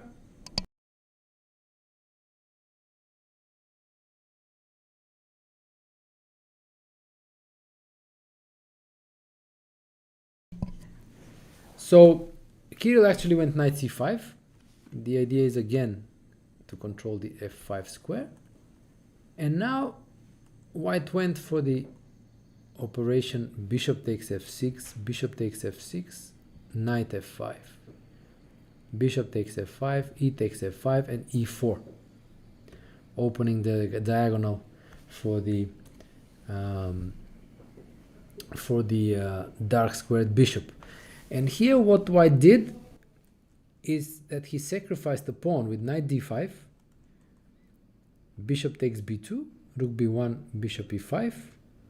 And I can understand the idea behind the sacrifice because white is playing on strong control over the light squares, and this is enhanced by the fact that there are opposite colored bishops on the board. But a pawn is a pawn, and here, for example, another move that I can't really say comes to mind easily, h4 was played. I'm not sure what the idea is because queen h4 was not really a threat because g3 would just prevent mate, but still a strange move. And now rook c8 by Georgiev covering c7, so the queen can move. Yeah, and also short castle is possible later on. So it's curious position. White does have certain compensation in view of that wonderful knight on d5, but still, as wise men have said, pawn is a pawn. So while we are at this game, we can also check the other games of the same match, and then okay, queen d2 played by white. I'm not sure what white wants here, to be honest, but we'll see. But we can go and check the other games of the same match and then have a better understanding where this match is going. So on board 2, Bogdanovsky won a pawn against Motus, and the position we had was after knight c6 when I said that this was an opening gone bad for black. And in fact he I mean probably he even doesn't have a choice because bishop c6 dc6 means that the pin on the bishop on d6 would just wins for white. And okay, black played queen d7, and after exchange on d6 white collected the pawn, knight a7, rook d8, and just came back to c6, rook d7, queen b3, queen c7. Okay, this must be winning for white, just a pawn up for nothing. And well, obviously a great situation in the match for the host team. On board 3, we left off early on move 10 more or less, when I said that white will regain the pawn on c4 and equal position, symmetrical position will ensue. So queen e7 was played, knight e5. White wants to take on c4 with the knight. b6, intending bishop b7, bishop f3, bishop b7, exchange on b7, take on c4, knight b7, and now a4. Well, a4, strategically speaking, that's fine, in a sense that white is removing a square, in a pawn from a dark square, which is the same color of his bishop. But on the other hand, it weakens the b4 square. In truth, the knight cannot easily reach b4, as d5 is controlled, yes. But maybe white was more worried about b5 by black. And maybe he just wants to land the knight on b5 himself and have these knights on light squares, maybe b3, then bishop b2. So again, normal equal position here. And on board 4, we had this exchange sacrifice that we saw, which was here. And it's curious how the game progressed. Rook a8, knight e4, and e5. I mentioned that black should seek opening of files for his rooks, and he did it in maybe even the fastest possible way. But after bishop g5, he decided to give back the exchange. So he took on d4, and after bishop d8, knight d8, we are heading for a position where, okay, maybe some equality will happen. For example, after exchanges on d4, c takes d4, queen takes d4, queen takes d4, bishop d4, black seems to be doing okay. And b2 is hanging, some pressure on f2. He can then play maybe c6 to blunt this bishop on g2 and secure his queenside pawns. So it looks like some sort of equality. So maybe black was perhaps too sensitive about the dangers in his position. I didn't see any immediate danger, but he decided so quickly to give back the extra material to simplify the position. So this can easily move towards a draw. So looks like another equal position in the match. So wrapping up the situation in the match. So on board 1, we had Kirill Georgiev with an extra pawn, but certain light square compensation for white. On board 2, Bogdanovsky should be winning. And on boards 3 and 4, we have some sort of equality. So the match is going well for the team of North Macedonia Alkaloid. And, well, they can expect to win. Yeah, even though not as easily as yesterday when they won 4-0. So let's go to the first board, and that's the match between USA and Montenegro. So on board 1, Shabalov against Nikčević. We left off when in this position, after c5 and f4, yeah. And I said that black will try to activate his bishop by playing b6, and if b4, a5, and then bishop a6, but he went for something else. He went for a short castle first, and after knight f3, he went b5 directly. And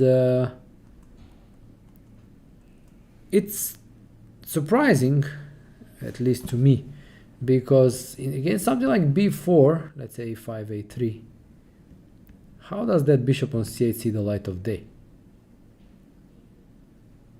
Well, I don't know. But white actually went for something else. And he in fact allowed black to activate the bishop on the f1, a6 diagonal by bishop a6. But by playing bishop d3 first, he plans to keep his own light squared bishop alive by retreating it to b1 in order to have, let's say, attacking possibilities on the king side. So b4, knight e2, a5, threatening bishop a6, knight g3. So you see how white systematically brings the pieces to the king side, bishop a6, and bishop b1. So we see white's idea here. He's not bothered by not being able to castle because the king can easily come to f2. It's not such a big difference between castling and not, and in fact rook sometimes can be useful on the h file to support the h pawn. So rook e8, knight e5, the pawn on c6 is hanging, so bishop b5 defends it, and now king f2. So this is the sort of artificial castling, okay, connecting the rooks. Knight f8, black is also preparing for some hostilities on the king side. And now, okay, I would have expected something like h4, h5 and so on, but in fact white goes for rook e1, and after knight 6 d7 goes for e4, playing the center. This was somewhat surprising. I expected white to keep the position closed and attack on the king side, but instead he switches to play in the center. So knight takes e5, d takes e5. Okay, now the idea is, for example, if d takes e4, knight e4, and the knight lands on d6. So d4 by black, queen f3 and d3. So this is quite sharp now. Black avoided giving white access to d4 square, yeah, but in order to do so, he advanced with his pawn pretty far, and this pawn can easily be lost. For example, rook e3 and then rounding it up, but that would lead to the exchange of the light squared bishops, and white will have these somewhat clumsy pawns on the e-file. On the other hand, they are clumsy, but they also control a lot of squares, so d5, d6, f5, f6, and so on. So it's a double-edged position for sure, and it's what I think is the problem in black's position is that he cannot easily activate his light pieces. It's like, how do you activate the bishop? It's biting on granite here on e5, and c5 pawn is also limiting it. And the knight, where do you put the knight? The central pawns take away a lot of squares, so it's not easy to see how to activate these pieces. So this is, I think, more of a concern for black than losing the pawn on d3. So an unclear position here, but white will certainly feels more comfortable. So on board 2, we had the reversed Benoni, Bajkovic against Kaidanov. So we left off here after knight a3. Black continued with e5, rook e1, bishop e7, ed, and ed. So this is the drawback of postponing the capture on d4. Black was able to go e5 and take on d4 with the pawn. So this is more solid from black's perspective, because he maintains the space advantage that d4 pawn gives him, but at the same time kills off the typical Benoni counterplay on the queen side.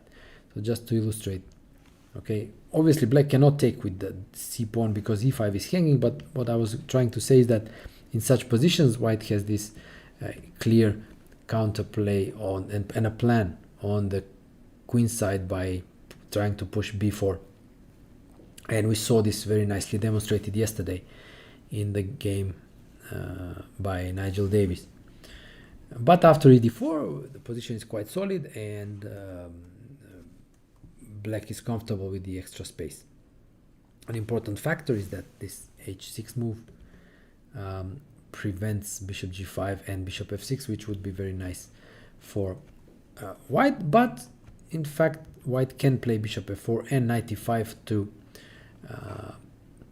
initiate some exchanges, because lacking space, yeah, it's good to exchange some pieces. So short castle, knight e5, yeah, knight e5, bishop e5, bishop d6, yeah, more exchanges are coming, so white is definitely okay. Obviously playing white, if you don't make big mistakes, you will be fine. Knight b5 now, attacking the bishop on d6, takes on d6, rook e5, a6, knight is drawn back, knight a3, queen d6, attacking the rook, queen e1, controlling the e-file. And now what black does is he decides to open the b-file by playing bishop d7. He could have gone rook b8, yeah, and then maybe bishop d7, but he goes bishop d7, giving up the pawn on b7. But after rook a b8, bishop g2, he goes rook b7, which I'm pretty sure is not what was played. I'm pretty sure rook b2 was played. And then after rook e2, queen e2, we have the game position here. Black continued with rook e8, queen d2, queen e5, and now black took over the control of the e-file. Rook d1, queen e2, and knight b1. So it was a kind of interesting turn of events when first white was controlling the e-file, now black is controlling the e-file. But this is quite a good position for black because white's problem is the weakness on d3, which can be attacked with bishop f5. And also there is this idea of bishop a4 attacking that rook. Yeah, and then if, for example, white is forced to take on e2, after rook e2, the rook on the second rank will be quite active. So white is on the defensive here. Yeah, so he's trying to liquidate to a draw. So another position for the American team where they are pressing. Elvest against Podlesnik, we left off when black played knight e8, and I described the plan of knight d6, b6, bishop a6, targeting the pawn on c4. And like I said, I was curious to see how Elvest would react to it, and how he reacted was just to give up the pawn on c4. So he went knight e2, knight d6, knight g3, completely ignoring the pawn on c4, knight c4, and short castle. The pawn doesn't matter so much because it's an extra pawn that black has on the queen side, so he has ABC against AB. But this majority will not in the near future or even in the midterm future make any difference, because black cannot even create a passed pawn, let alone do something, let's say, on the queen side. In the meantime, white is preparing for play on the queen side, on the king side. That can include the move f4, planting a knight on f5, getting the queen to the king side as well. Black played a6, intending b5, and now bishop takes c4. The bishop is the, let's say, the worst bishop than the two, and here Elvest uses it to remove the knight from d6 in order to plant his own knight on f5, but first he goes d6. It's a wedge pawn that severely limits the mobility of black's pieces. The queen, now the knight cannot come back to d6, and the bishop on c8, which now needs some b pawn to move to be developed to b7. So b5, knight f5. Yeah? Knight on f, as Kasparov famously said, knight on f5 is worth at least a pawn. So king h8, queen g4, queen f6, defending against mate on g7, rook d1, and g6. So white has obvious compensation for the pawn. Now he can probably consider several moves. For example, what came to mind was something like bishop g5, gf5, queen h4, even though I'm not sure if this works. Queen g6, and now rook d3. Yeah, it looks well, a bit adventurous, but also looks dangerous. The threat is bishop f6 or rook g3, so it looks tempting. Yeah, of course, it's always easier to sacrifice pieces of the players who are playing and not your own, so I'm pretty sure Elvest will have a good thing here, how to continue the attack. So a third very promising position for the Americans. And on board 4, if you remember, we were looking at this position when the knight landed back on f3 after having made the journey via d2, b3, and d4. And the continuation in the game just confirmed that black was doing already very well. Bishop g5, king e7, long castle, h6, and now bishop takes f6. Well, giving up the bishop pair is not ideal, but then again, where does the bishop go to? If bishop e3, it can be attacked by knight g4, but then maybe bishop can come to b6.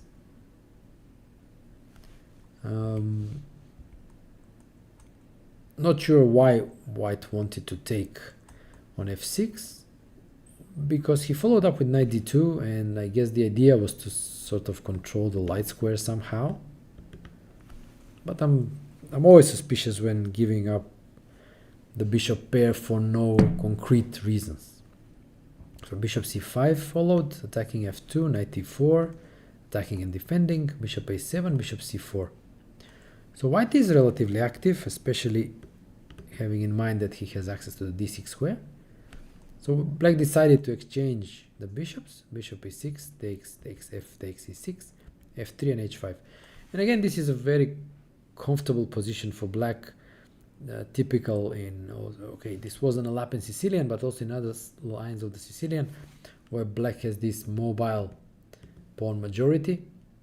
And in fact, if you remember at the beginning, I was saying how I was attracted to these positions, as usually there white is the one who is faster in advancing his own majority.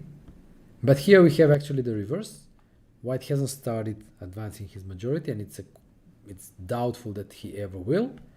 For example, c4 would just allow this gaping hole on d4. And in the meantime, it is black who is advancing with his own pawns. So h5 intends maybe something like h4, rook g8 to pin down the pawn on g2. And obviously, sooner or later, f5 will come to kick off the knight, and black will start pushing in the center to create a passed pawn. So fourth excellent position for the Americans. So they have a really good situation in the match against Montenegro. Let's now move on to the next match, which is Poland against England 1. We left off on move 15 when white played rook d4, and I said that white's idea is to double on the d file and exchange all rooks. And after bishop c8, rook d1, rook d4, queen d4, white is controlling the d file. But Adams banks on the solidity of his position, f6, limiting the queen's movement along the diagonal, h3 and knight e5. With queens and rooks on board, it's difficult for white to activate his majority, even though he does it with f4 now. But that's the maximum he can do, because after knight f7, white cannot really advance any further. G4 is out of the question because it weakens the king, and e5 or f5 also leave weak squares. So in a way, the pawns do control some important squares in the center, but these pawns cannot move forward. So Adams played queen f2, and notably Adams does not play rook d8. As we mentioned, every exchange favors white, but he keeps the heavy pieces on the board because they limit white's possibilities when it comes to advancing the pawns. So knight d6 now, putting pressure on e4, knight g3 and h5. You see how annoying black's play is. So rook e1, defending the pawn on e4, knight f7 now. So it's possible that black is preparing the g5 push, and that would be nice for him, because irrelevant whether the pawn is exchanged or pushed to f5, the knight will obtain the untouchable square on e5. So a3 by white, this already indicates that, okay, defending against queen b4, which was also a threat after knight f7, g6 by Adams, and now it's difficult for white to come up with a move. He's tied down, well, not really tied down, but the knights don't have good outposts. That's the problem. And so white played knight g2, and now Adams played g5. Maybe he was waiting for the moment when knight f5 was not possible. And now after g5, he will obtain access of the e5 square.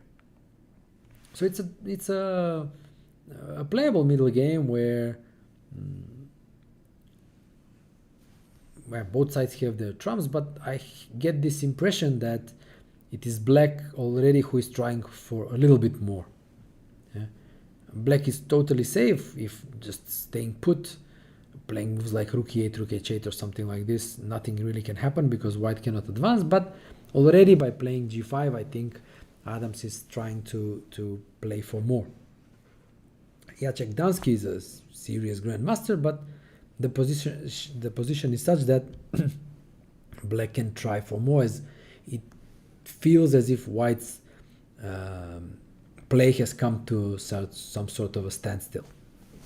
So chances here are equal objectively, but I have this feeling that already we are at some turning point when black is trying to take over the initiative. On board 2, we had the reversed Carlsbad in the game Ems Sapis, and we were here left off at the move a6. So instead of a4 or knight b3, Ems played knight e5, and after rook e8 he played a4 now. Black exchanged in the center, followed up with queen b6, which was met by queen b3. And this is a nice illustration because the endgame after taking on b3 looks very promising for white because of this play on the queen side that I mentioned earlier. a5, knight c5, targeting b7, and then even there is no need to play b4, but in fact white can employ the maneuver that was employed by Ding Liren in that game I mentioned in the match against Nepomniachtchi, which was rook a3, rook b3, targeting b7 one more time. So this looks very, very, very promising. So that's why black avoided the exchange of queens, so queen c6, and now knight f3. I suppose it was possible to fix the structure with a5, and then maybe even insist on exchange of queens like queen a4, then maybe knight b3, knight c5. Knight f3, well, it seems like a bit out of place because after bishop b4, white goes back. Yeah, so they repeat the position. And now rook a d1. Looks like both sides are drifting here because what's the idea of rook a d1? I'm not quite sure. It looked more natural to me for white to continue play on the queen side because rook a d1, bishop h6, rook bishop h2, knight d7. I find it difficult to say how white can continue because okay, knight f3 now, okay, and if bishop e4 again, knight e5, these exchanges just don't add to much for white, so just they ease black's play. So I kind of have this feeling that maybe white lost the plot a bit here, but okay, we will see.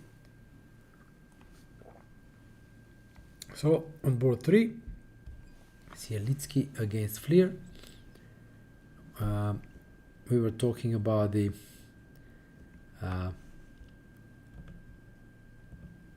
outposts for the knights that the d5 f5 pawns provide, and here white was thinking whether to take on b4 or to take on b3. He took on b3 with the queen, and after short castle played bishop b5. So attack developing with tempo. The threat is to take on c6 and take on b4. So rook fc8, short castle, renewing the threat because after bishop c6, rook c6, white still cannot take on b4 in view of the pin. So short castle, b takes c3 now because the pawn was hanging. Queen takes c3, knight e7, attacking the queen, queen a5 and g6. Kind of a solid position for both sides, yeah. Black easily defends his only weakness, and the one on a7 is also protected. So what white can try to do is maybe relocate the knight to e5, but that would leave access to the e4 square to black. So both knights can end up on nice outposts. Alternatively, white can try to get his knight to c5, but again, that means that black's knight will land on e4, so maybe there is some sense in playing the move f3 to control this e4, especially the e4 square. But white actually went for g3, which is, I guess, fine, but now makes it even more possible to chase away that knight with f3 once it lands on e4 because of possible sacrifices on g3. So king g7, king g2, h5, h4. Just solidifying, closing down the position on the king side, but this is more to black's favor because rigid structures favor knights. So knight e4, like I said, is always on the cards, but also knight g4. Yeah, and again f3 is not very likely to happen because of the pawn on e3 hanging, and if the knight is on e4, then the pawn on g3 would be hanging. Yeah. So I'm not sure white, well, placed his pawns in the best squares on the king side. Black's last move, queen a3, seeking some activity by placing the queen on an active square, and at the same time obviously attacking the rook on c1 twice. And now white is thinking, so we'll see whether he exchanges or moves the rook. So more or less equal position in this on this board as well. So let's check board 4, where we had this position when after rook ac1 I mentioned that black had this option of knight d5, which he did not take. He played queen a5, but then after queen d2 white maintained this slight pull that he usually has in these positions. White's play also is very simple in these positions. He basically wants to plonk a knight on d5, and after an exchange take with a pawn and enjoy space advantage and control of the c file. The threat now knight d5 is actually also to win a pawn, because let's make some neutral move like h5. Knight d5 is actually a double attack on the queen and the pawn on e7, and this is a typical trick. Queen takes d2, knight e7 check, and when the king goes, white takes the queen and remains a pawn up. So this is a typical trick which black obviously saw, and he played queen h5. This maneuver, queen a5, queen h5, is also typical in these structures, and black wants to go bishop h6, knight g4, and maybe create some threats on the king side.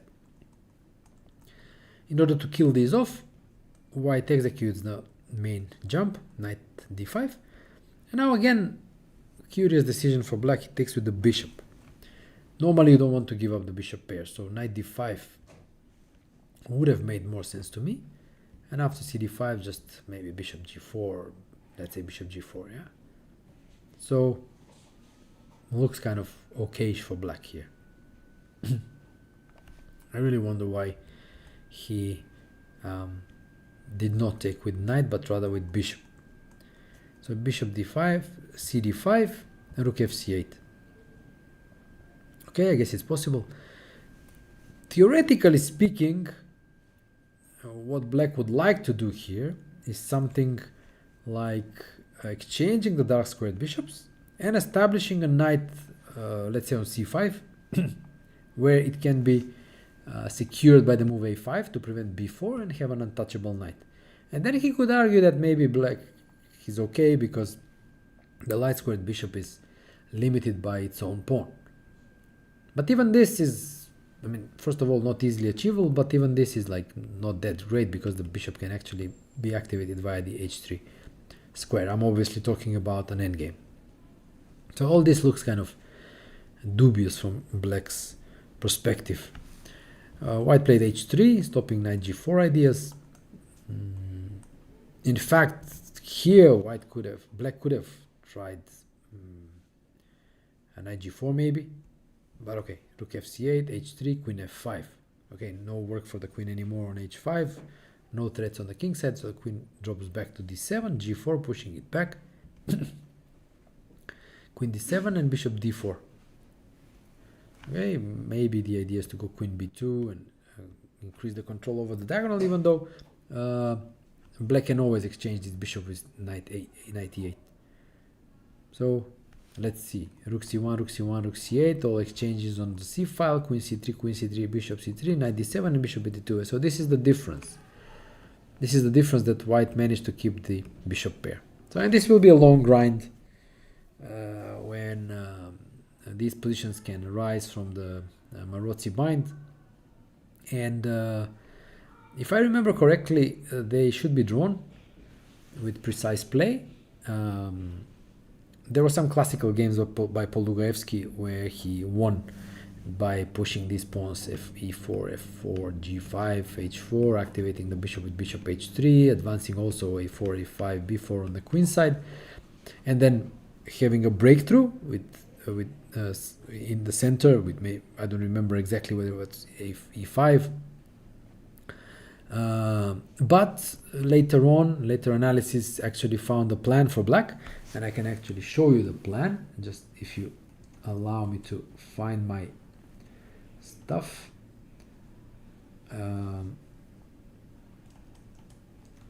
So I will just tell you now.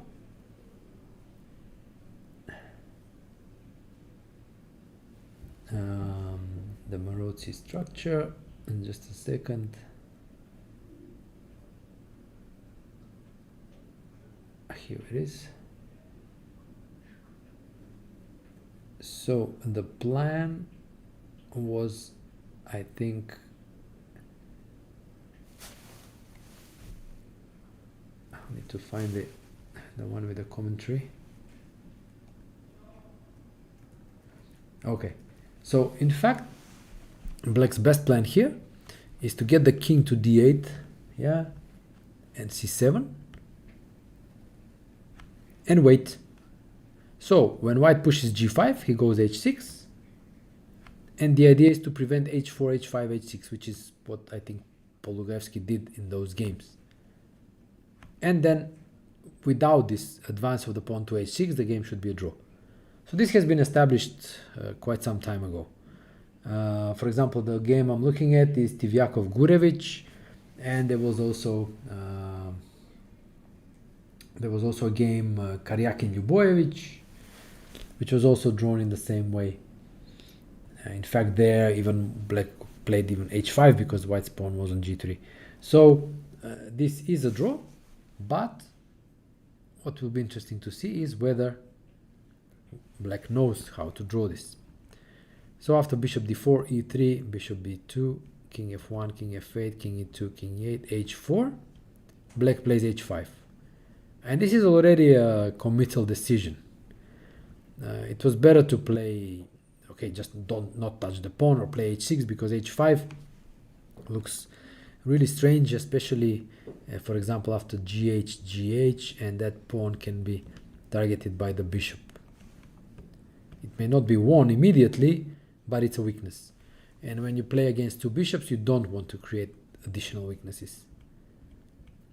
So I think this is dubious, but okay, we will see. So to wrap up the match, I would say the English team is pressing, but it will take some serious effort to break down resistance either on board 1 or on board 4, whereas boards 2 and 3 look kind of more equal, in the sense that there are less chances, I think, to play for more.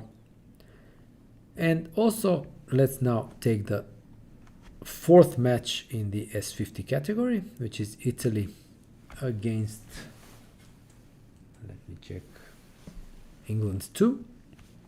So we saw the David against Dishman. The position was when black was thinking how to take on f5, and he took with the g pawn, as I expected. Queen g3, queen b6, short castle. White doesn't mind opening the position even further, like this, for example, because then he activates the rook. So bishop b5, activating the bishop, bishop e3, attacking the queen, queen a6, rook fc1, Black's long-term problem here is the safety of his king, and the rook on c1 makes sure that it cannot escape to the queen side. The king side is obviously not an option, and the fact that white can jump with the knight on g5 targeting the pawn on f7 means that the king will likely be stuck on e8 for quite some time. But he goes on to disprove me with the very next move and goes king d7. Okay, knight g5, and now just gives up the pawn. Bishop e7. I'm not sure what the idea is. I guess maybe if takes rook g8, knight g5, and now maybe take or take on d3. Still looks very dodgy, but what white did was to simply positionally correct, exchange the good bishop that black has, which is the dark squared bishop, which controls all the dark squares. So after an exchange on c5, it just appears that white has a strategically winning position because the king is weak.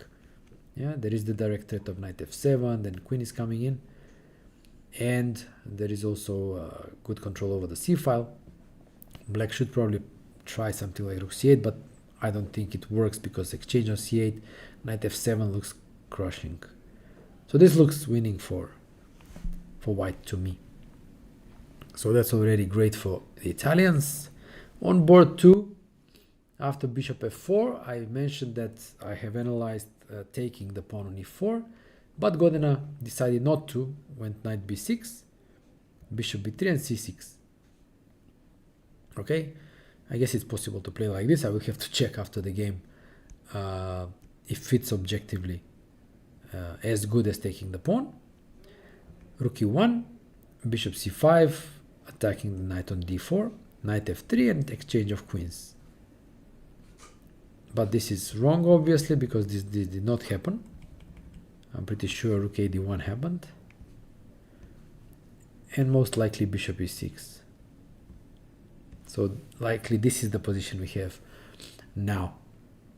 The endgame looks pretty balanced.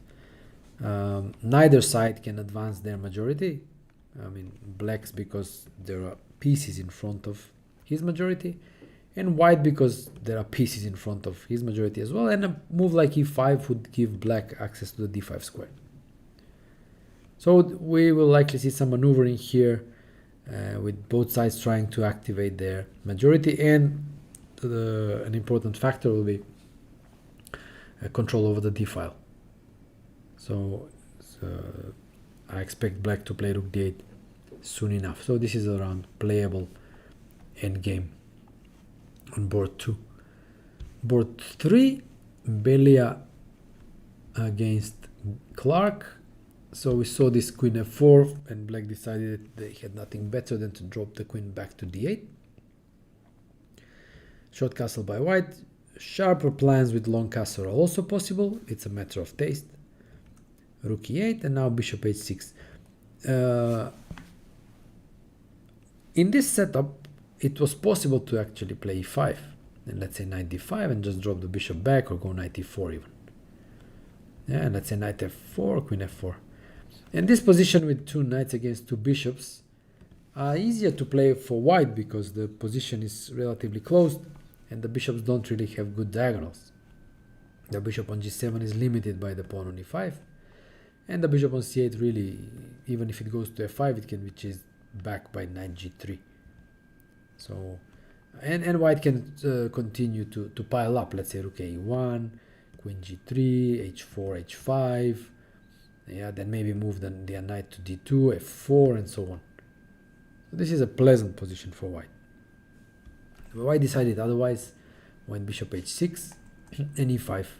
So we kind of go back to normal development in this line with the several tempi lost by both players. Take on g7, king g7, knight e2. And here kind of reminds me, I once blundered this when I played knight e2, and I blundered c4. And I'm pretty sure black could have played this. The point being that the pawn can't move from here because the e4 pawn is hanging. So normally white should move the queen first or defend the queen first, or defend, yeah, most likely queen e3 should be played before going knight e2. So I remember this from my own game, and I mean, it appears that both players missed it here.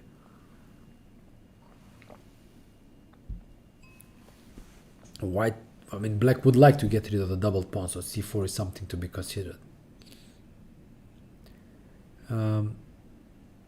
So bishop a6, he didn't go for it. Rook a d1, still seems possible. C4, but black consistently refused to do so, and b3 now no longer is possible. Rook a d8, knight g3, bishop c8, queen e3, normal placement of the pieces. White's plan here is the only plan available, which is to push f4, and black needs to kind of be ready for it. So knight d7, knight h2, knight f8, f4, takes, knight e6. This is a normal maneuver for black, getting the knight to e6 and later to d4. Queen e5 check, f6, queen b2, and now knight g5. Okay, this is strange because I don't know why not knight d4. That's the whole point of the knight coming to e6. So I can't say why black did not play this. For some reason he thought that he should maneuver the knight to f7. So knight g5, h4, and knight f7. Well, he probably thinks the knight will be better on e5 than on d4. It's not a fact that this is true, but we see how it continues. Anyway, these positions are somewhat easier to play for white. He has the more compact position, but the control over the dark squares in the center, maybe queen e5 is also a possibility. Objectively make it an equal position. And on board 4 we had the queen's gambit declined. Let's see where we were.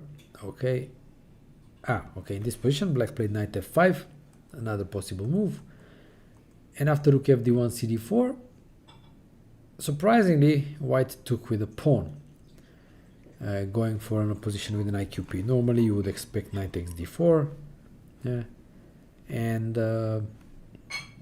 now the threat is knight f5, but likely black can go queen g5 threatening mate, and then the knight will move from d7 with probably simplifications. Let's say knight f3, bishop f3, knight c5, and something like this. So should be equal.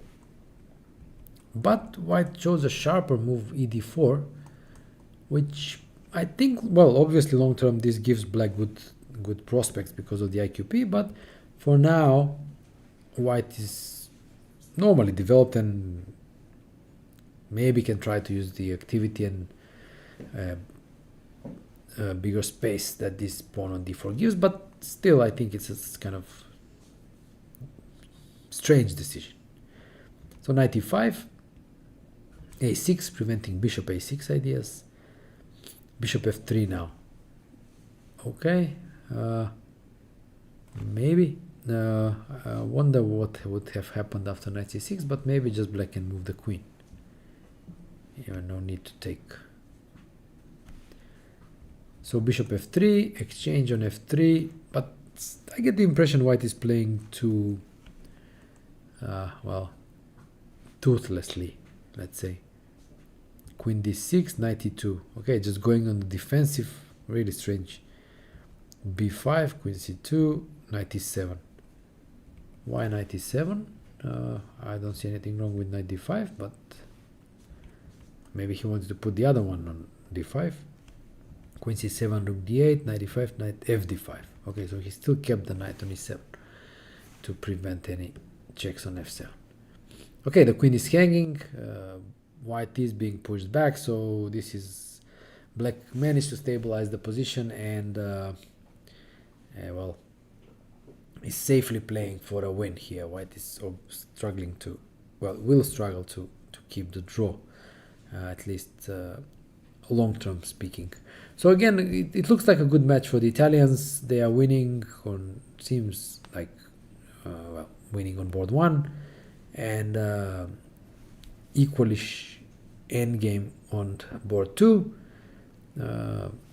equalish middle game on board 3, and on board 4 they are also pressing for a win in a favorable IQP position, so the match looks good for the Italians.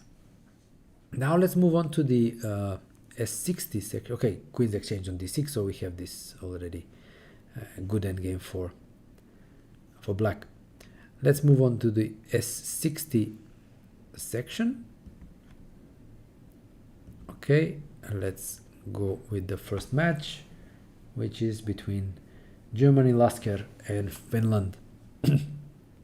So on board 1 we have Knack against Westerinen, two very well-known grandmasters. I have played Westerinen very long time ago in Spain. I almost beat him. It was a draw. So let's see. I don't think we looked at this position because I think it was stuck. But we can look at the position on the board now.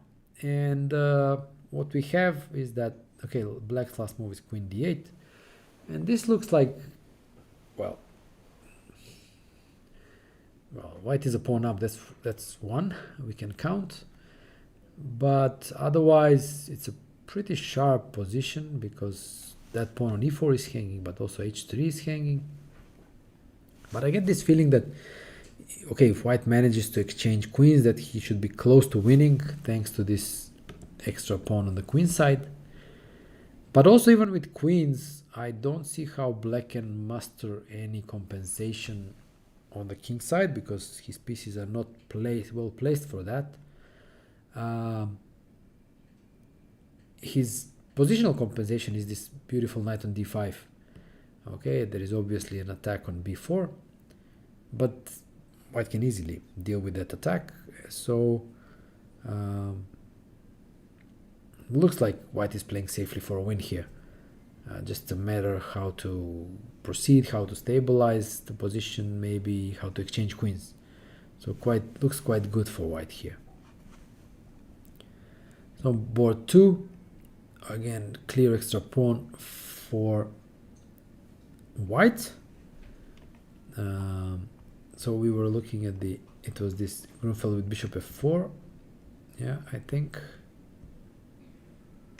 And it's funny, you remember I mentioned I was wondering whether black was going to go for the sharp theoretical lines that often lead to draws or to play something more combative, and in fact he chose c6, which is more combative but also worse, because after e3 short castle and okay rook c1 or h3 or bishop e2, white has a superior version of the Schlechter variation in the Slav, where this bishop is actually on c1. And here it's more active on f4, so it's definitely a better version for white. So let's check the position on the board right now. It's a clear pawn up for white in a queen and rook endgame, and this is going to be long defense for black. The good aspect for black is that his king is safe, a major factor in positions with queens and rooks on the board. But okay, white's plan here is obviously to create the passed pawn, e4, d5 at some point, and everything will evolve around this. Black will likely establish a blockade on d6, and white will try to maneuver to create threats, maybe against the king. Okay, most likely h4, h5 will happen. Aha, so white plays g4. This is interesting. He understands the need for a second weakness. Yeah, so he goes g4, preventing black from playing g5 and maybe intending h4, h5, or even g5 to kind of prevent black from securing his king in a better way. But on the other hand, g4 is also weakening for white. Yeah, so it's interesting, yeah, to see how this develops further. In any case, the Finnish player is playing for a win in the same way as Knack is playing for a win on board 1. Okay, queen b7. Yeah, players will make some moves here for sure. Probably faster White will push e4 d5 at some point, but also what is interesting to see is how he will place his pawns on the king side. Let's check board 3. Kalinchev against Tuomala. Okay, we have a rather symmetrical position here. White to move. So looks kind of equalish. White does control the file, but no entry points except for e7. And if white is to enter on e7, he should do it now, because black can play king f8 on the next move and control it. And the question here is whether that control over the e file or after rook e7 brings something. So also there is some, let's say, more active knight. Knight is attacking, the other one is defending, but this is too little, I think, and it definitely looks drawish here on board 3. So let's check board 4. Oh, board 4 stopped transmitting a long time ago, so we can't really say what's happening on board 4. But on the first 3 boards, the match feels kind of in the balance. So let's move on to the next match, Kosovo against England 1. And a lot of things obviously have happened here. Let's just check what Nunn's choice was early on when c4 was played. Okay, so he went for the Grunfeld-esque approach with c6. So short castle, knight d7, d3, rook e8, queen c2, e5. Yeah, one of the plans for black. e4, d4. So, okay. I would have considered d4 and then try to play on that weak square on d4, but okay, matter of taste. d4, knight e1, c5. So reverse king's Indian, where, okay, white obviously was playing here bunker style, in a sense that he even did not try to play the typical king's Indian move f4, but rather stayed really passive. Rook b1, h6, rook queen, bishop c1, knight h7, and okay, f4 now. But now takes f5, typical reaction to stop f5 by white, just in case. e5, rook a7, covering b7, queen f2, g5. Yeah, this is undermining the king side. Knight f3, knight g6, queen g3, g4. Okay, gaining space, h5, check, bishop e6, takes, queen g2, b6, knight a3, rook d7, knight b5, bishop f8, covering d6. So it's a closed maneuvering position where the stronger player, black in this case, will try to organize a breakthrough on the king side, but white's running away with the king. Okay, so king d1, rook g6, king c2, knight e6, and knight c7. Again, a difficult game for John Nunn. He wants to get rid of that knight on b5, which is white's most active piece. And then the plan is fairly simple. He must somehow organize h4, g3, or g3 push to open the position on the king side, and, well, try to create a passed pawn and something to play for. So it will be interesting to see if he manages to do that. So on board 1, Kosten, well, this looks pretty winning because white is 2 pawns up. And let's just quickly see what happened there. I mentioned that the queen on a5 looks out of place. Bishop g2, knight f6, d3, h6, castle, bishop e6, a3, and now the queen starts to go back. Queen d6 and queen d8. Okay, just awful for black, yeah.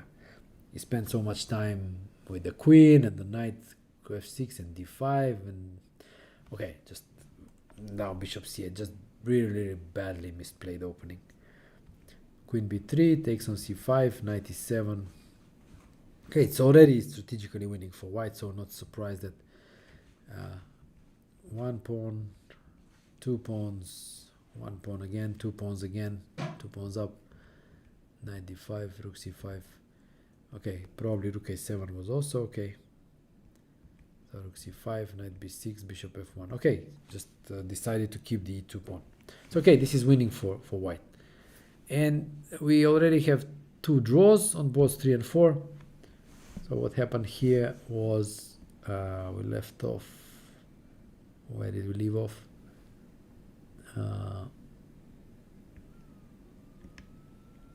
It was the Caro-Kann, yeah, but queen b3 was a strange move, right? Queen b6, c4, yeah. So e6, cast short, take. Okay, so it just appears that neither player could do much in the end game. c5, exchanges on c5, rook d1, rook d8, king f1, and just a draw. Okay, fair result.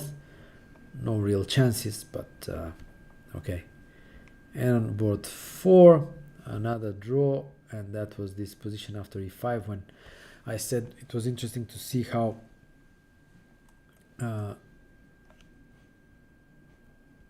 white would react to it. I was expecting d5, but knight g2 was played. Okay, and normally black should take on d4 here, but he played rook b8, which is a bit strange. Bishop g5, queen d7, getting out of the pin, but still a strange move. Rook d1, maybe long castle, but okay. d5 was always an option, but it appears that white was reluctant to play d5 and black didn't fear it, so they didn't take it too seriously. So d5, but now after knight e5, black is definitely fine. White has issues with the king.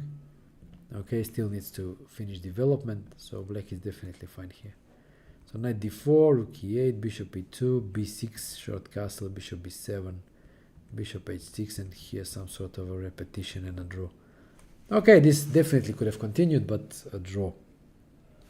So the English team seems that they will win the match because Kostin is winning and Nan is pressing. So they will win the match, but not by a big margin. So let's check the third match, which is Slovakia against Belgium. Vtáčnik beat already Ruse. And what we had here, we did not look at this one, but we can check it. Knight f3, c5, more, let's see, e5, g3, so an English opening, a3, rook b1, so knight e1, the idea is to go knight c2 and push b4 eventually. This is supposed to be an acceptable line for black, but let's see how he continued. So rook b8, normally black should actually play bishop e6 and try to push d5. That's the main idea. When d5 is threatened, white usually jumps on d5. Okay, and now a move like rook b8 can be played and intending b5. So this is normally how game continues. So rook b8, starting with rook b8, I guess is fine, but now f5 looks a bit out of place. Like I said, bishop e6 and d5 should be the plan. b4 takes, and now takes. This is rarely a good idea because it leaves black with the worst structure. That pawn on b7 is weak. So it was better just to leave the pawn there. Maybe even play b6, but this is just bad evaluation. Well, wrong evaluation. So take everywhere, and now this is just typically like a dream scenario for white in the English opening. Better structure, weakness on b7, control over the light squares. f4, queen b3, king h8, and bishop b7. Okay, already it's winning, yeah. Clear pawn up. And black cannot really muster anything on the king side. Takes, knight f5, takes, rook b7. Yeah. Knight g3. Okay, this is just desperate, yeah. Takes, check, run away, game over. Okay, it's just a really easy win for Lubomir Vtáčnik. Strange that Ruse, an international master, will put up just feeble resistance. On board 2, draw between Gurmastich and Plachetka. Apologies if I did not pronounce that properly. So there was a Benko gambit here. Takes g6, bishop a6. Okay, no, lately people start playing bishop g7 and leaving that pawn on a6, but this is the traditional way of playing the Benko gambit. G3 plan possible, even though I have to say that the reason people stopped taking on e6 was this plan with e4, just really straightforward like this. G3, castles, king g2, knight d7, and now the move a4.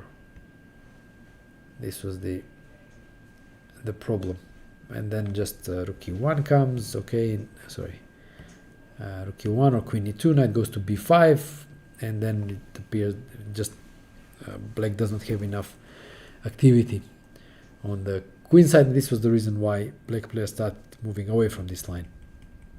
But g3 line is also, it was considered also very promising way to play against the Benko gambit. So rook b1, this was the key move to allow for b3 and get away the rook from that long diagonal. Queen a5, bishop d2, castles, queen c2. This is all theory. If I remember, b3, queen a3. Okay, okay. So this was just a draw by repetition. Okay, nobody wanted to play. Fair enough. And on board 4, we have Peter Petran. Nope. No, this is actually board 3. Sorry. Lunch against Tuer. And this was a Najdorf with f4, queen c7, knight f3. A curious move here is f5, just to the latest theoretical development. Yeah, just introducing some interesting ideas. But knight f3 is the old way of playing, which is considered good for black. Bishop 3 g6, castle, bishop g7, queen e1. And here, in fact, black should play b5. I have analyzed this. I have played this with black. Normally, white should prevent black's b5 by playing a4, and if black can play b5, he should do so. And a good idea for black is to postpone castling, so as not to allow this automatic attack with queen h4, f5, bishop h6, and so on. Black played it on the next move, which is fine, I guess, but just keeping the knight on d7 prevents e5 ideas. a3, bishop b7, rook e1. Okay, if white needs to play rook e1, then things have gone bad. Probably the only way to try to do something is e5, but black should be fine. Taking knight d5 should be fine for black. So rook e1 and h5, this is strange. There was really nothing to fear about. Now knight d3 was possible, short castle was possible, e6 was possible. h5, a bit strange giving up the g5 square, but rook e2, more strange moves. Rook d8, okay, bishop d2 and d5. Black could have gone d5 even earlier. This is a good idea. e5 and knight f e4, bishop e1, queen b6, king h8, h1. Black is doing well, but positioning is complex and complicated too. So takes on e4, takes on e4, bishop b4, threatening mate, bishop f8, exchange, knight g5. But now it's somehow turned great for white. It's just using these dark squares. e3, knight h7, and probably check on f6. Check on f6. Oh, we have a guest. Okay, great. Okay, we have Glenn Fleer in the studio. Hello, Glenn. How are you? Yeah, not bad. Welcome. Yeah. Please have a seat. So we'll switch to your game. Okay, how did you finish? I managed to win. You managed to win. That's amazing. Yeah. Okay. Well, I thought it was amazing after the position I had. Really. Actually, I mean, yeah, this is like, I was looking at this position, and I left off when you played queen a3, and I was saying that this was kind of more or less equalish. I did not quite like white's placing the pawns like this, because I thought he gave you. I don't think you should play h4. Right. I'm pretty sure you wouldn't have played h4 because an experienced player would understand that it's very dangerous for the king. There's sort of dynamic options for that. Exactly. Maybe G3 and King G2 are all right, but H4, I think it's just too dangerous. I think he should try and do something active on the queen side to get maybe a slight initiative over there, and then force me to make some defensive moves. Yes. And he would be all right, maybe with potential for a slight edge, because his queen is annoying me on the A pawn, and I have a D pawn which could be weak in a slow endgame or something like that. Yes, when I was looking at this, I mean, in this position, I was also even G3. I was a little not so sure. I was maybe thinking maybe F3 to limit your knights. I understand it weakens E3, but at least it's more kind of limiting. I was more concerned about him playing moves like Queen A6, just trying to exchange things off and stop me doing things. Yeah, I'm not sure what I would have done there, but Queen A6 looks actually quite good, because without queens there is no danger on the king side, and then and he's kind of safe. He's safe, and you can play without too much risk. Exactly. And my structure is worse than his, so, and that bishop can be quite good later. So yes. I might have to take, and then obviously the game wouldn't have been quite the same. So what actually happened? I don't know, because he played he played G3. Yeah. I think he offered a draw or something like this, but did he? Yeah, but it's not in the spirit. I'm here to play, and I'm not sure I would feel bad within myself if I took a draw, and I also would feel bad within myself if I lost this game. But I mean, I feel that we're here to play, and we should. And he's done quite well up to here. I thought he played. So you refused the draw by playing King G7. I think he was. Maybe that was the moment he played. If you marked it in the score sheet. Yeah, I did mark it on the score sheet. So I'll be precise. Don't worry. Okay. Yeah, King G7. King G7. This is it. The thing about King G7, I'm defending the knight on F6. It's not on the 8th rank, So it just feels comfortable. And also, for example, if Queen A6, now you can avoid the exchange of queens. Yeah, I can play Queen B4 or something like this. Exactly. Yeah. And so he played King G2, but I thought, well, I'm not sure what he's doing. Exactly. But I'll play H5, and it's almost provoking him to play H4. Yes. And now I feel that I've got quite interesting play after Queen A3. Yeah, Queen A3 looked kind of annoying. Yeah, the rook is hanging. Yeah, if he plays Rook A1, I've got Queen C3, and now if I'm competing well on the C file, I feel I'm all right. I'm not worried about my position anymore. I agree. Yeah. Yeah. So I was hoping that I'll get some slight edge or something after that, or riskless sort of position. Yes. If he takes and plays Queen takes A7, it's like the game. He played Rook C7. And if he takes, I'll take with the rook. You take with the rook, and if he just goes greedy stuff. Yeah, it comes to the game after. Okay. Yeah. So Rook C7 happened. Yeah. Okay. Yeah, he said he was thinking about Queen E5, to try and tie me down. Okay. Which I saw this idea, and then I realised that Knight C6 was quite good, and that's why he said he noticed this. I thought this is quite a nice move, Knight C6. He has to take basically. Well, if he doesn't take, if he takes, then he's going to probably lose his A pawn. And he can't muster anything here? I'm defending F6, so I can probably wriggle around and take A4, maybe you can try for something. But I was thinking maybe Knight F3, Knight G5, Queen F6. Yeah, well, I mean, even if I win a pawn, my structure's not so great, and if his queen is then quite good, maybe you can get play. But there's another idea which I thought was quite nice. Knight C6, if he goes Queen F4, okay. I was going to play good Knight B8. Knight B8? Yeah. And the idea is I'm threatening A6.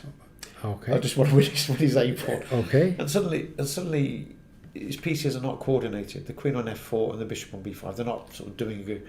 Yeah, they're working as a team. They're both doing their own thing. Yes. And after A6, the bishop has to come back, and I'm going to take the A pawn. I couldn't see any really good ideas for him. I thought this is quite unpleasant for him. Yeah, looks like it, because the bishop has no good squares. I mean, he has to drop back to E2.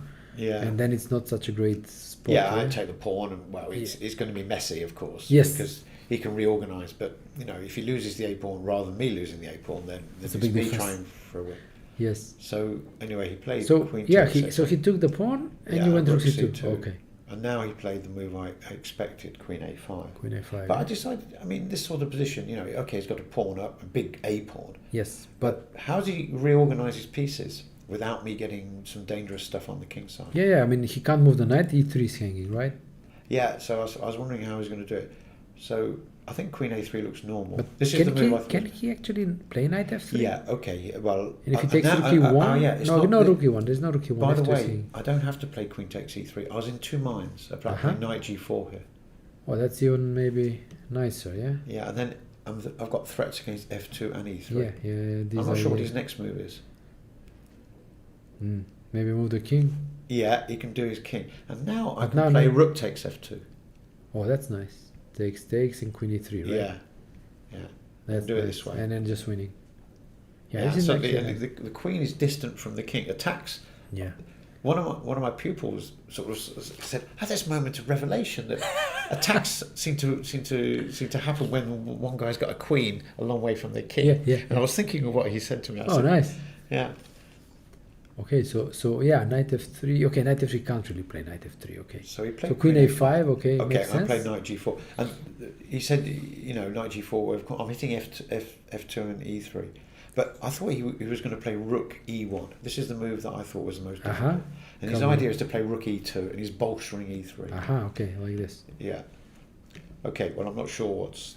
What you could play here, yeah. Yeah, I'm not sure exactly, but But do you obviously I can tie him down and keep some pressure. But I'm not But do you sure. have time for this? Yeah, I've got all these ideas in mind. if F4 doesn't work, then I can sort of try and reorganise an idea. Ah, F4. I got another idea was knight C8 and And knight then D6. D6 I thought, yeah. it doesn't look right. G8 looks like the more normal square. Yeah. No, but it's the same Yeah. path, yeah. Yeah, and then he goes Rook E2 or something like this. And now he might have some knight discoveries against my queen and things Knight like B1 this. or stuff like that. Knight C4, knight B1. So maybe now it's time to play something like Queen B2. I don't know. Or Queen Queen B2. C1. But Queen B2. Yeah, Queen C1. And No, it's certain that you have compensation. Yeah. You can't coordinate and Yeah. advance the pawn. Yeah. And the queen is stuck, no this good is it. squares. My king is so safe. Yeah. One of the great advantages of this pawn structure. Yeah, it's super safe, compact, yeah. It's compact, yeah. Yeah. But So- he played rook D1, yeah? You already want. I was happy now because I thought, But- wow, this can't be good. Yeah, F4 looks Yeah. strong, yeah. My hand just could not resist playing such a move. Yeah, takes and knight F5. Yeah, this is And beautiful. now all four of my pieces are attacking. Yeah, this is And beautiful. all four Just of his let's- pieces are sort of on suboptimal squares. They're all They're all tied struggling. down. Yeah, tied it's all tied down. down. Yeah. No good squares, cannot move. Even the bishop, his moves are very. Yeah, where does it go to? Yeah. Yeah, this looks great. If he goes to D7, I can always play knight E3 check. Yeah. If he goes to E2, I can play knight takes F2. I think this is really dangerous. Here, bishop Knight E2. takes F2 looks. I can play knight E3, but this looks King really F2. quite. Queen E3. Queen E G3. No, Queen G3. Yeah, and if he goes King F1, I've got mate. Yeah, this is how the game should have ended. Yeah. Yeah. It's quite. It's just nice to have four great pieces. Yeah. No, Okay, this it's is two just- pawns up, but there's no point in counting pawns now. No, but they don't count. too I mean, late. this one is not going anywhere. This one No. is not going anywhere. Yeah. So rook E1 and now knight F2. Yeah, Yeah. the same idea. Yeah, but after I played knight F2, I thought, oh, maybe I could have just simply played Queen B2 as well. I think Queen B2 looks interesting. Just. And if Rook E2 and play knight takes D4, Oh yeah, that's also. yeah, this looks quite good. But I couldn't resist playing knight takes F2. You have to play knight F2, Yeah. of course. I mean, it's just the move that you wanna smash on the board. I've seen the rest except for the last move where I changed my mind, but And now, No. Queen A3, Queen A3. going back to A3. Originally, I was going to go Rook A2, but then I saw he might hold out a bit with Queen B4. So I No, got but this is very nice because it's still domination. Yeah. Yeah, still domination, not allowing the queen back to b4. C1 square is a slight problem for him. Yeah. Yeah, but this is just very nice demonstration of Knight B1 and Queen C1. Yeah, just activity. activity and also, I mean, initiative. Yeah, it's so important. And it's kind of really. And it all stems from H4, I think. I think H4 is I because agree. when the knight was on G4, he didn't have this H3 H2. move to sort of to hit me before I was ready to. Yes. to do But it's very surprising to me how quickly this developed after Queen A3. Yeah. Like in a few moves, he was just lost. Yeah, it's just just like- astonishing. Like a warp speed immediately. Yeah, the initiative is like that, isn't it? It's sort Exactly. of, if you just got one move of initiative, and And sometimes just- the opponent just can't work it out, and then sometimes you want to do stuff, and it doesn't quite work. Now, if we go back a bit earlier in the game, Yeah. there was a moment, go right back, a little bit earlier. Here, he plays Queen A5. I think this is quite good. My original intention was to play F4 here. Aha, immediately. Yeah, this is my original intention. And I was a bit disappointed that it didn't quite work. And then I was looking at rook takes C8. Okay. Rook takes C8. Yes. Queen takes A7. Yes. Pawn takes. Knight G4. Yes. And it looks all sort of dynamic and stuff. Yeah. But then I noticed Knight F3. Knight F3, right? And if I go Knight takes, he then plays Rook E1. And you just... And then I go, something like Knight F5. 7 F5. 7 F5, okay. But I decided that he grabs the initiative here. He's got Bishop D7 if really nothing else. Queen D7. Yeah, Queen D7, Bishop D7. And I'm forcing him to find... Good moves, but not so difficult to find move. And I can't play Rook C7 because of Queen B8 check. Yes. Yeah, because my back rank is a problem. Yeah. Yeah. And this is why I played G6. It was a very patient move, G6. But it was also a sign that I was a bit frustrated that this line didn't really quite work for me. So in a way, you could say that G6 was a prophylactic move preparing F4.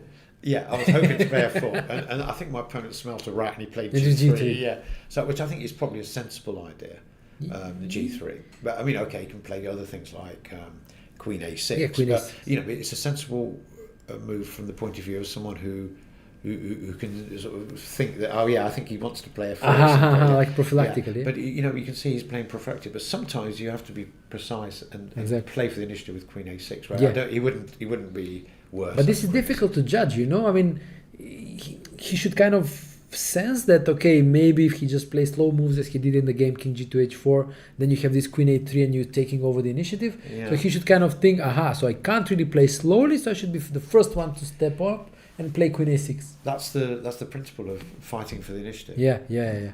Anyway, he fought for the initiative quite well early on. I agree. I thought he played, he played quite well. He played well in a line that was not supposed to be very good for White. He seemed to he found some good moves. What's going on?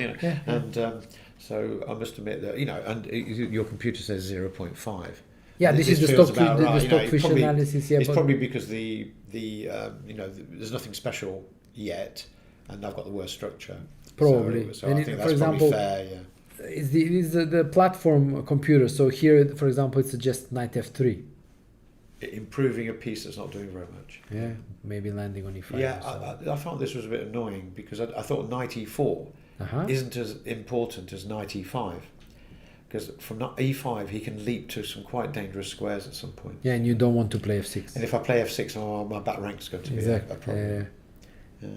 So, it went well, but, it could easily have gone very differently. Every game is like this. Yeah. It's nice to have a nice, comfortable game and gradually improve your edge and win the game without any risk. But in the real world, it's hard to get this. It doesn't happen very often in the modern world, because people find tricky moves. And, yes. And then you can't see everything. And it looks all right, but, I'm not totally sure. And, always doubts. Yeah. Okay. Well, anyway, just a great game. Congratulations. It's quite nice attack. I was quite pleased with myself. And you just arrived yesterday, and now you just start with this. That's right. I was fresh. But your emotions do change a lot during a game, where your opponent finds a good idea, and your previously intended idea doesn't quite work. Yeah. And then you get really frustrated, and you think, oh no, crumbs, my captain's going to be unhappy that I didn't see this point, and all this sort of stuff. Yeah. And then later, things. Sometimes work out. Yeah. No, fantastic. Yeah. Okay. Well, I was pretty chuffed with that. Yeah. Also, it's great to do that because it takes the pressure off the other guys. Exactly. None of whom have got easy positions. Yeah. I was checking the match, and actually, I thought, you were pressing as a team, but I didn't see any clear position where you could win. For example, we can have a brief look like Adams. Okay, this got pretty sharp.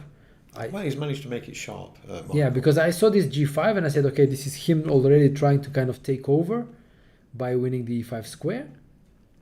Well, I think he's done it at a moment where the white pieces are not quite great. Right. The knight E2 looks a bit funny, but right. So he's doing this at a moment when, it sort of works. The current position is kind of really... Yeah, it's quite sharp. Sharp, yeah. I mean, E5 may fall, but there may be some tactics stuff, yeah. So maybe you shouldn't play knight takes. Maybe you should play queen takes, rook takes, queen e4, and you know, oh, there might be a trick. Some tricks, maybe. Okay, I'd have to calculate that. Yeah, exactly. Yeah, don't count on me. So this is sharp, and on board 2, I think Ems could have made more of it, because early on, for example, when there was this position, when I was thinking, okay, he could have, I was expecting him to play actually a5 and do something like maybe queen a4, knight b3 and stuff like that. But it seemed to me that he started to drift like this. Okay, bishop, okay, rook d1, I don't know what the rook was doing there, and then some exchanges happened. Oh, I see, yeah. And then I thought black was fine, because just nothing going on. Yeah. And, okay, bishop f5, not necessary, but fine, okay. Rook g3, can't take, no. Can't. Well, you know, like you say, white's pressing a little bit. Nothing, A little bit, nothing but special. It's a sort of position where you don't want to be in time trouble as black. But if you've got plenty of time, you feel that it should be all right. But maybe you can provoke another concession. Maybe provoke f6 or something. Yeah, queen h5, and he's pressing, but yeah. So anyway, and on board 4, we had this position here, which I was just checking my database. You know that this is actually a draw. And this has been established that this is a draw, and black's plan is actually quite simple. He just puts the king on king 7, c7, okay, and then just waits for white to push g5. The bishop will be on g7, and when white's threat is to get the pawn to h6, which is this Pologevsky classical games, black plays h6, exchanges on g5, and then it's a draw. Right. It's a fortress. It's interesting. It's a fortress. And there were games like this. I just checked. Yeah. There was a game Tivyakov Gurevich, and I think there was Karyakin Lyuboyevich, and just draw. But I was just shocked to see black play h5 here. Well, I thought h5 was, you know, it's the sort of move, when you're slightly worse and you're under a bit of pressure, sometimes you want to release this pressure. And so you can't bring yourself to just do nothing, sort of thing like this. So, to make a weakness like this just looks... Yeah, well, I think maybe, I don't know if you overlooked that white was going to play f4. And now he's tied down to this. And so white can press. Yes, white can press, e4, e5, long-term plan. And so I thought, okay, pressing on board 4, even though it should be a draw, but the question is whether black knows how to draw. So the match looked promising for you, but just this win just makes it... and now suddenly, I mean, even if we start drawing some other games, it doesn't matter too much. Exactly. If there's no games that we're going to lose, then we're happy. Yeah, I mean, this is the sort of position where maybe he'll play king h3 and then he'll come back, bishop c3. But even maybe bishop f2 and then e5 is a threat. How does he... I was going to bring the bishop round to g3, but maybe bishop f2, and like you say, e5 may be a threat. So he might then bring his king over, but it might not work. Oh no, it's not going to work, is it? So there's a good chance that could be a bit unpleasant for black. Yeah, he's under a bit of pressure. Yeah, this is the problem. The pawn on h5 isn't, he would like to... You would never play that, I mean, just voluntarily creating a weakness when the opponent has the bishop pair. It just doesn't look right. No.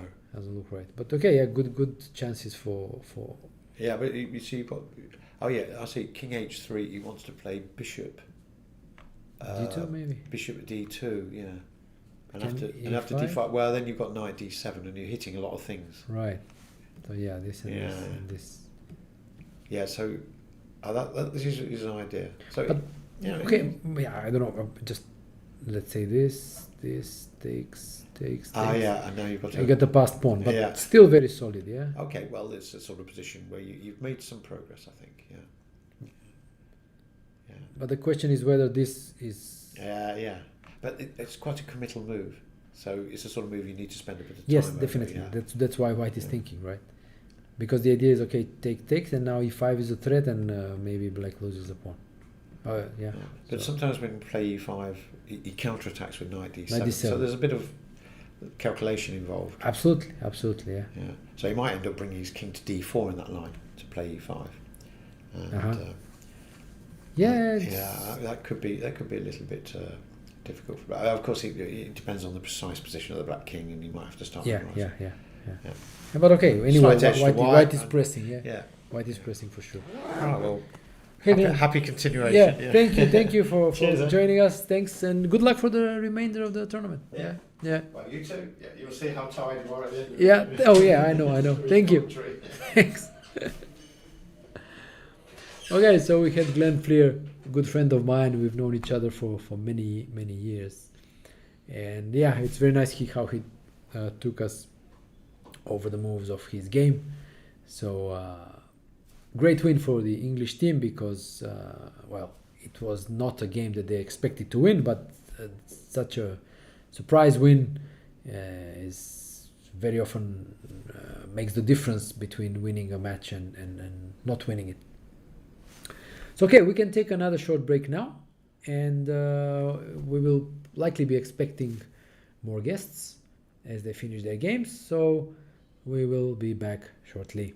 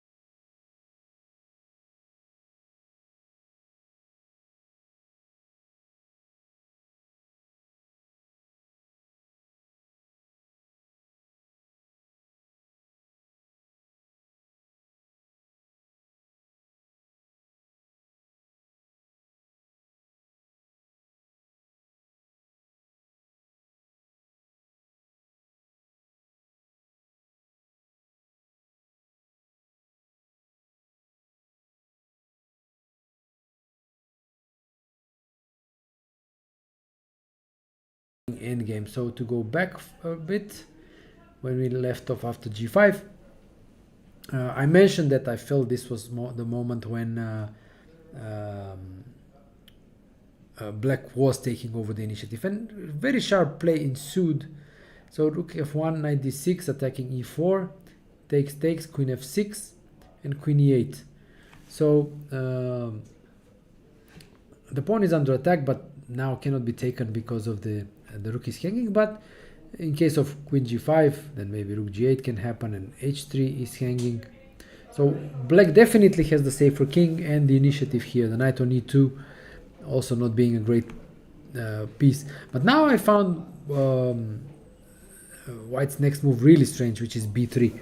I have to say that this would never have crossed my mind, as everything is happening in the center and on the king side, and white suddenly plays a move like b3. So black, I think this is sort of a turning point, because after b3, rook g8, black uses the move in the move he was given very productively, threatening g4, defending the pawn on g5, and threatening knight e4. Yeah.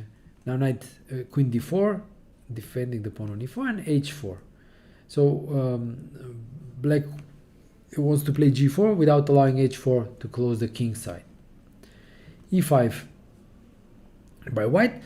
The pawn advances, but the problem is that white cannot really support it. So his pieces are not well placed to support the passed pawn, and the passed pawn now is actually coming under attack. Knight e4, threatening knight f6. White is trying to defend the pawn by tactical means, but black manages to control this initiative, temporary initiative that white has. So rook g6, covering the 6th rank, queen b4, b6, just making sure the knight c5 is not a threat. Knight d4 looks menacing, because all white's pieces seem to be very active, but Adams calculated correctly that he can actually take the pawn on e5, and after rook f7, queen takes e4, turns out that black defends everything, and there are no tricks in the position, and black is a pawn up. So game continued, rook e7, queen d5, queen c4, and now a technical solution, just exchange queens and enter a technically winning endgame, clear pawn up. It's not so much also about the pawn, it's also that white's structure is completely wrecked on the queen side. So g4, hg4, bishop g4, activating the bishop, introducing some h3, bishop h3 ideas because of the pin on the g file. King f2, getting away from the pin. Rook f6 check, king e3, c5, chasing away the knight from the centralized position. Knight f3, h3, undermining the knight on f3. Rook g7, attacking the bishop, bishop h5, g4, bishop g6. Yeah. And now we see the problems that white has on the queen side. Also, don't forget that the h3 pawn is still a dangerous passed pawn. In the scenario of these two pawns being exchanged at h3 for g4, black will easily win, because all these pawns on the queen side are fixed on light squares, and they will be targeted by the bishop. So this should win in an end for Adams. And in view of the fact that on board 2, okay, in the meantime, M's managed to win a pawn, so he's also, oh sorry, no, he isn't exchanged down, sorry, exchange for a pawn, but okay, so I didn't see actually that there was a rook missing for white. So so what we have here, we have like 2 pawns for the exchange. White is not risking to lose here, because there are no open files for the rooks, but he's also probably not risking to win either. So this should be a draw.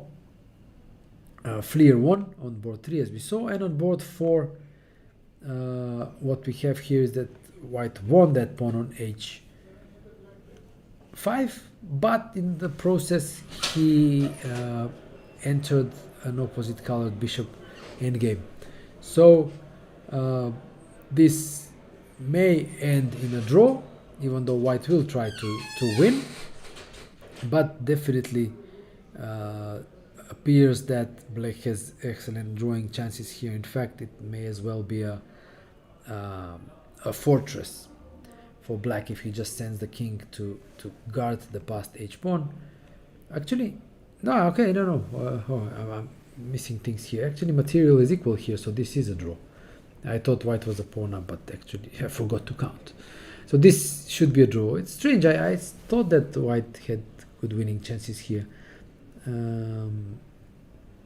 But somehow, did not happen for some reason. So I just am curious that in this position when check was given, we were considering bishop f2 and king h3. White played king h3, bishop c3, bishop f2, bishop g3. This is the plan that Glenn suggested, but black was in time to get with the king to g6 to cover the h5 pawn.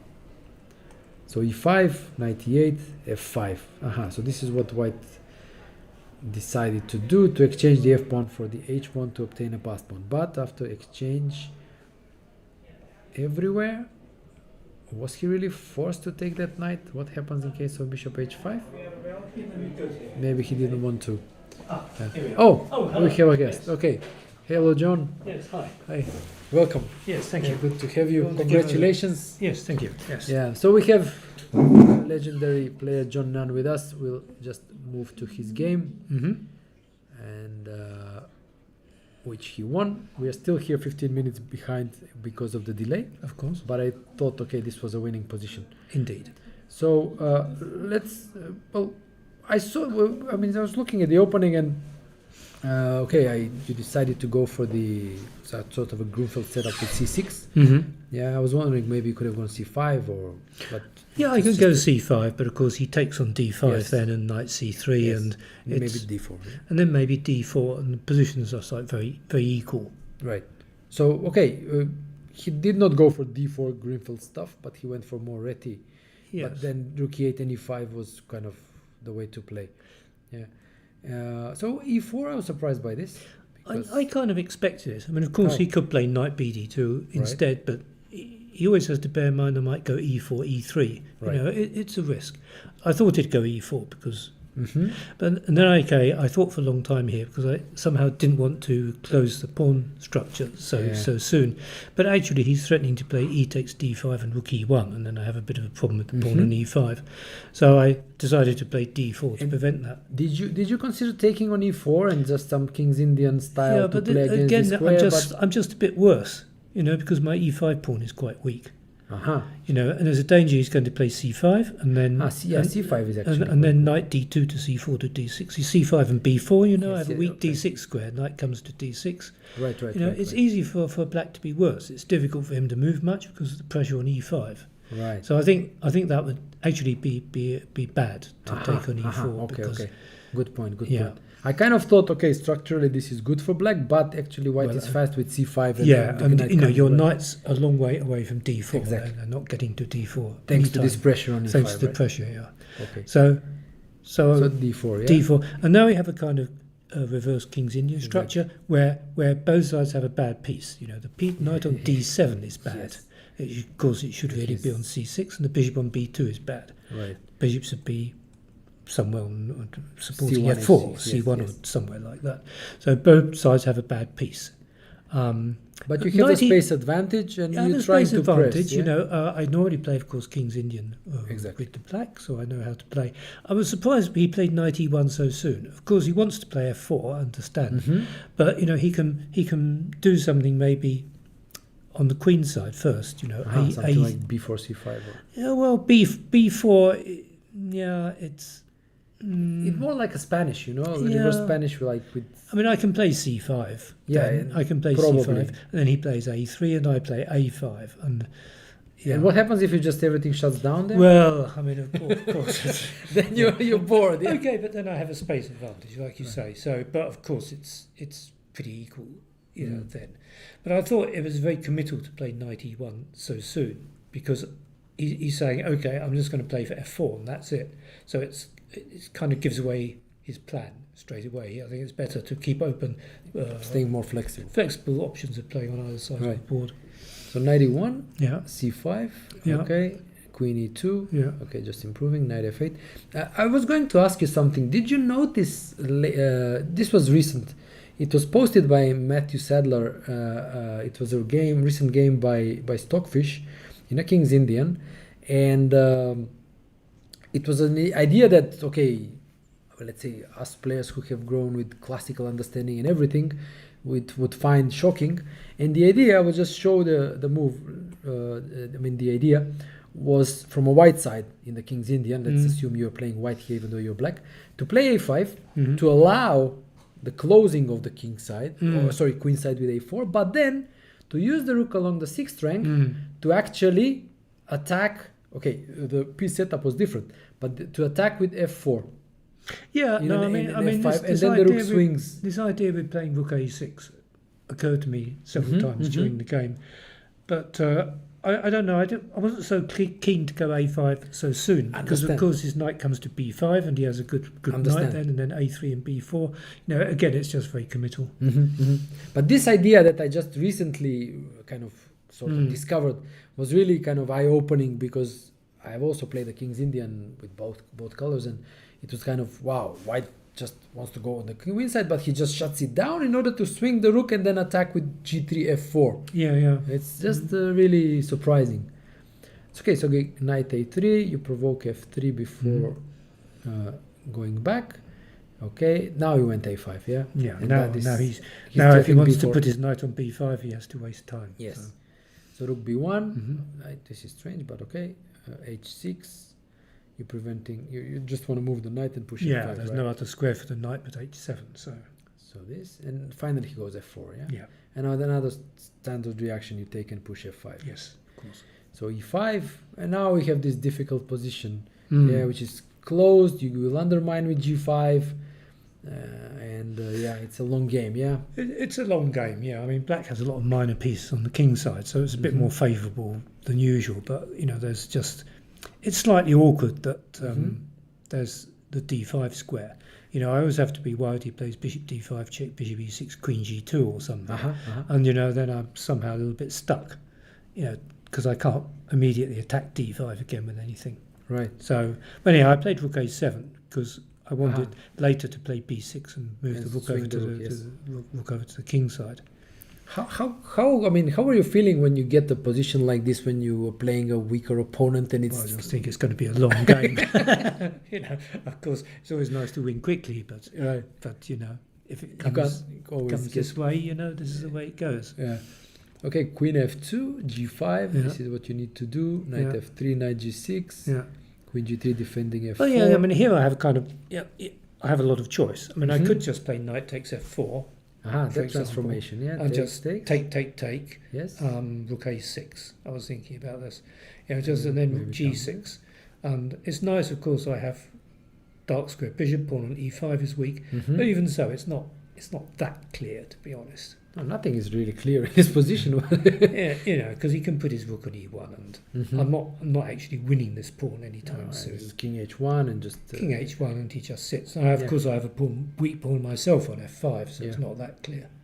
So yeah, I suspect this is slightly better for black as well, but you know, it's no easy play. No easy play, and all his pieces are quite active now, which I didn't really like.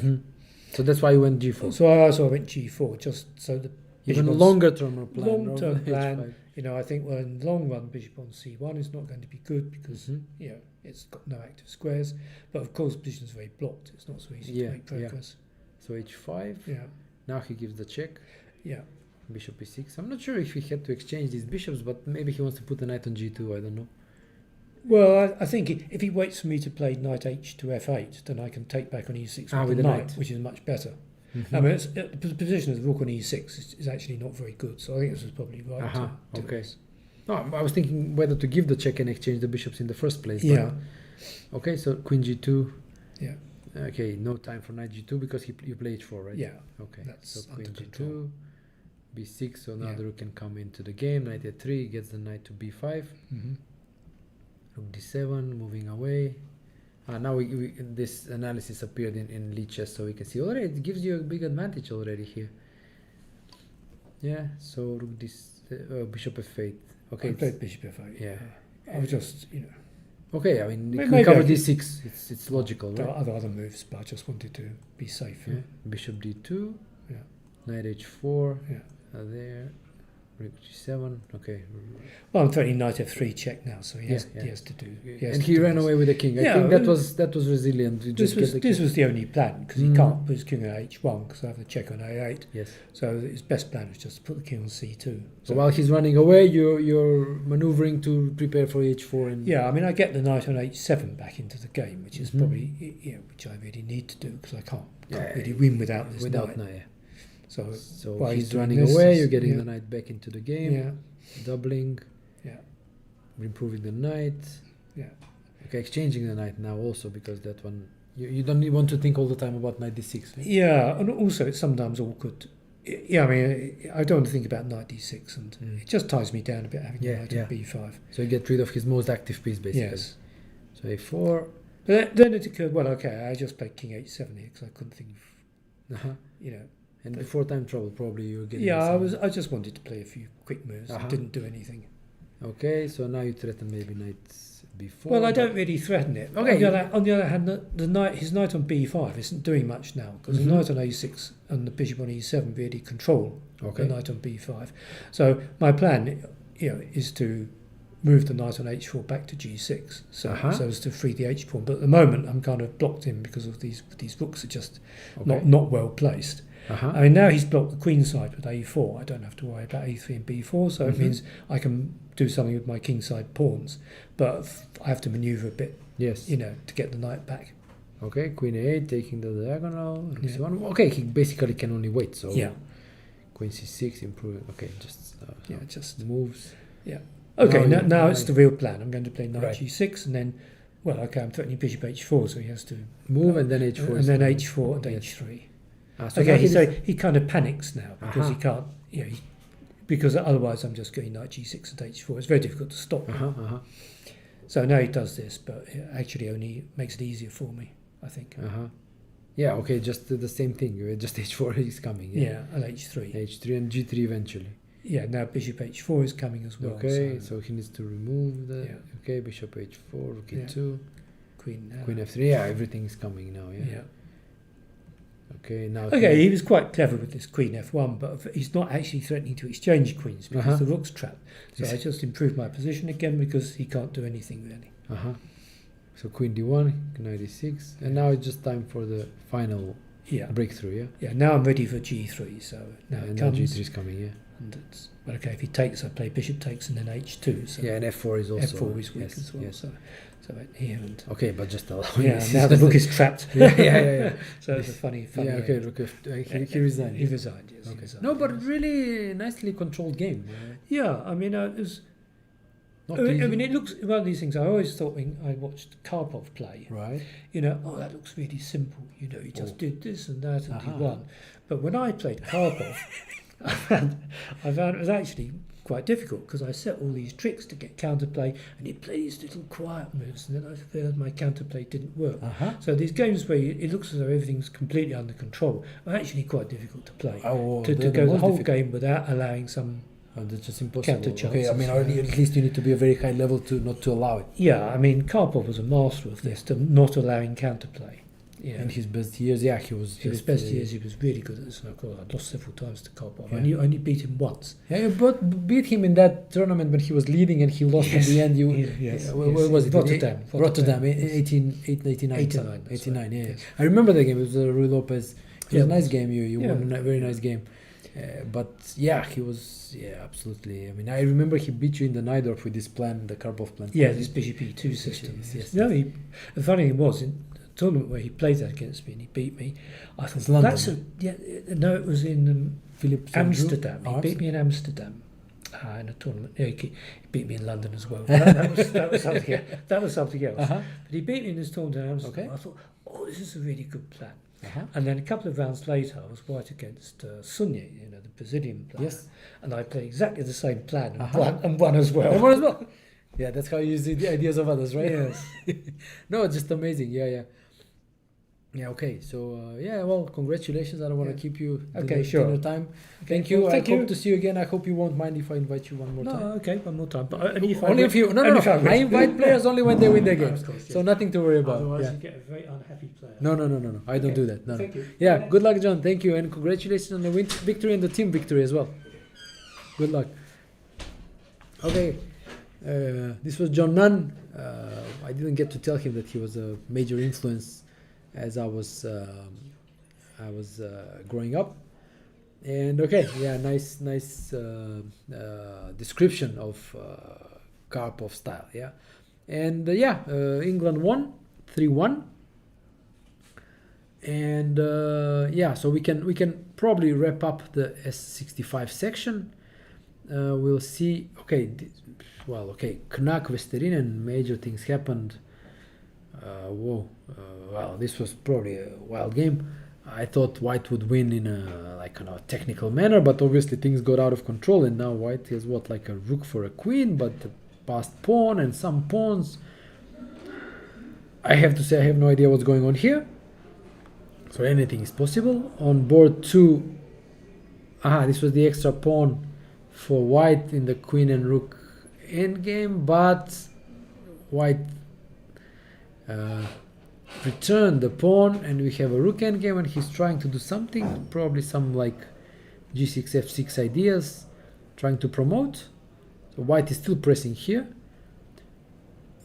Surprisingly, on board 3, the drawish endgame with fixed pawn structure that I mentioned quickly changed. So it was here, and knight a4 was played, rook dc7, knight b6, rook d8, and White won a pawn, but it should not have sufficed. Oh, we have another guest. Okay, we have Kirill Georgiev with us. Welcome, Kirill. Yeah, good to have you. Thank you. Yeah, did you win? Yes. You won, yeah. Okay, just please have a seat. Okay. Yeah. So it looked like an interesting game. Okay, we're still 15 minutes because of the delay, but this is already a winning position for you. Yes, So I play king f8, Okay. and he resigned, I think. Okay, yeah, it's a clear exchange up and a winning position. So I wanted to ask you something. In the opening, he played knight h4, okay, which is not a move you Yes, would know. But I I checked the database actually, and you know that this move was played actually against Bobby Fischer in 1957 at the Junior Championship of the USA. And I wanted to see how you would continue, because Fischer continued with h6, and after bishop e3 played knight b6. yes, I was thinking about this idea, but I don't like knight f5 in Okay, this knight moment. f5. Yeah, okay, probably has to take. Yes. And now d5 it doesn't work because of bishop b6. Yes, maybe. I saw d5. Yes. He can took on b6. Yes, takes. Queen b6, knight d5, Okay, queen a5 also, maybe. maybe take. Queen f5. Okay, go back. Knight c3, bishop b4. I think this Okay. is the best for black to have a better pawn structure.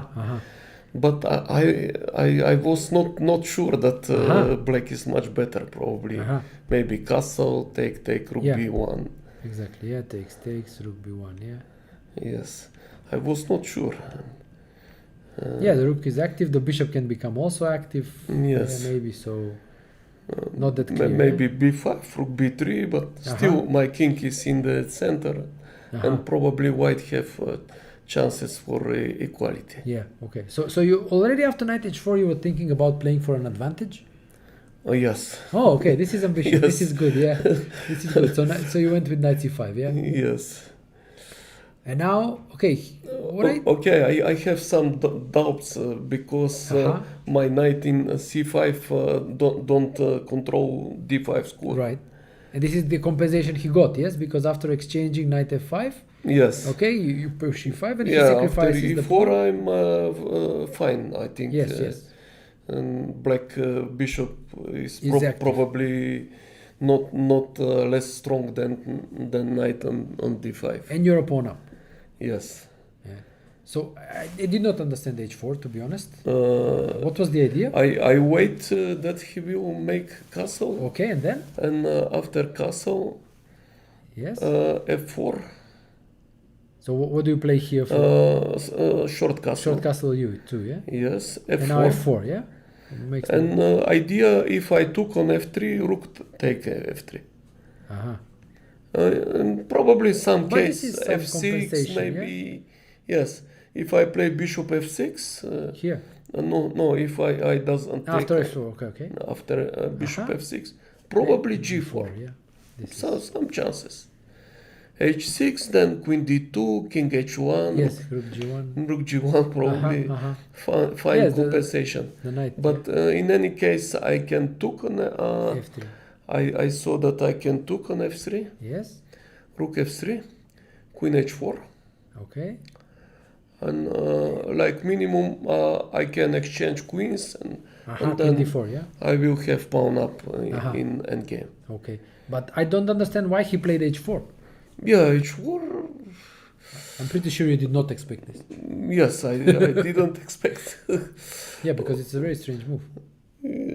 Yes, I have control in black square, and he cannot play g4, g5. No, because he achieves nothing. In any case, I have h6 if I want. Yeah, so you played rook c8 to cover c7 to free the queen. Yes. Queen d2 short castle and king f1 now. Yeah, which is Yeah. Now is not so good situation for white because after h5 I can play h6 yeah, stop and everything. simply blockade. And g4 also doesn't make much sense because even if he plays g5, he cannot really support the attack. How does he attack really? I was thinking if he doesn't play king f1, if he played g4, Okay, probably I have rook e8, okay, g5, okay. and now maybe f6. e3. e3, okay. E3. Yeah, okay, tactically, if you can solve Yes. this tactically, it's even better. If he yes. took with queen Yes. a5, check. Yeah, but this looks pretty Queen dangerous. d2, queen a2 probably, Uh-huh. and then knight e4, knight c3. Yeah, the king is really bad. Yes. Yes.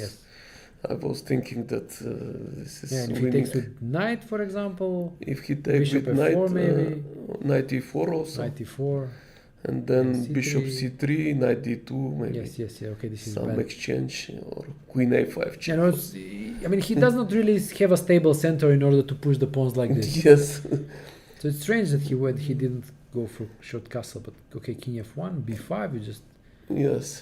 I want to have free knight on Exactly. c5. yeah, knight d7, so you want to exchange the knight, right? Yes, probably rook e8 also. I Uh-huh. had also a good move, rook e8. Uh-huh. Yeah, And, yes. and then in the next move, knight d7, Knight d7 in some Right, so variation, here. I will protect pawn on e4. on e4, yeah. Yeah, probably this is better. Uh-huh. But I don't think he can do much here. I mean, Yeah, he's still pawn less, but some chances because bishops of different. opposite color, yeah. Yeah, opposite color. But I think this is kind of very good because you limit the access to the c4 square and you take away some of the light squares that he's controlling. Yes. Yeah, maybe rook c5, okay, knight f6. Yeah, rook c5, I like it in some case. To take control over the d5 square, yeah? Yeah, of course. So he goes rook b4, attacking e4, knight f6. I doesn't see other move. Probably he's forced. Yeah, but now, okay, like clear pawn up and no longer blockade. Yes, It looks like my bishop is very strong. still better. Yes. Bishop d3, queen e6. But now this looks like okay, some chances of bishops of opposite colors, but still looks like a safe play for a win. Yeah. Yeah, just one excellent chances. Okay, getting rid of a weak pawn takes, but now you have a passed pawn, yeah? Yes. Yeah, so rook b8, threatening check. And now his king is still weak. Yes. And I combinate threats against king Right. with passed pawn. Yeah, principle of two weaknesses, yeah? Yes.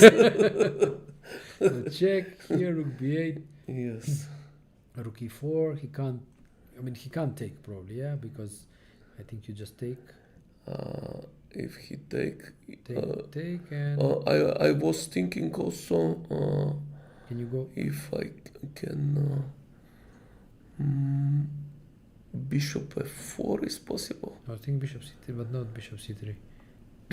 Yeah, maybe. Queen c3.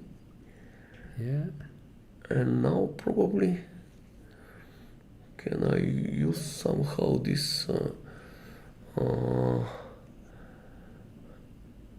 Maybe just move the queen. he doesn't threat nothing in this No. case, but what to do, how to improve? Yeah. If I play rook c8 or rook c8, He can't take maybe he can took rook b1 and Nobody go back, then you know? check. Check and go back, and then rook b8, yeah? Rook b8. Yeah. This is it. In the Okay, just to show this, Yes. yeah. So rook c8, rook b1, rook c3, check. Yes, and rook some goes complications. Back, yeah, and rook Now b8, yeah. I should play g6, take. Yeah, but this is not that clear. Yeah, This is probably not very clear, yeah. white is not worse, No, at least. No. So maybe he could have tried to take the pawn, right? Uh, But somehow it feels that you should have something here, yeah? I saw something, but I forget what exactly I want to play.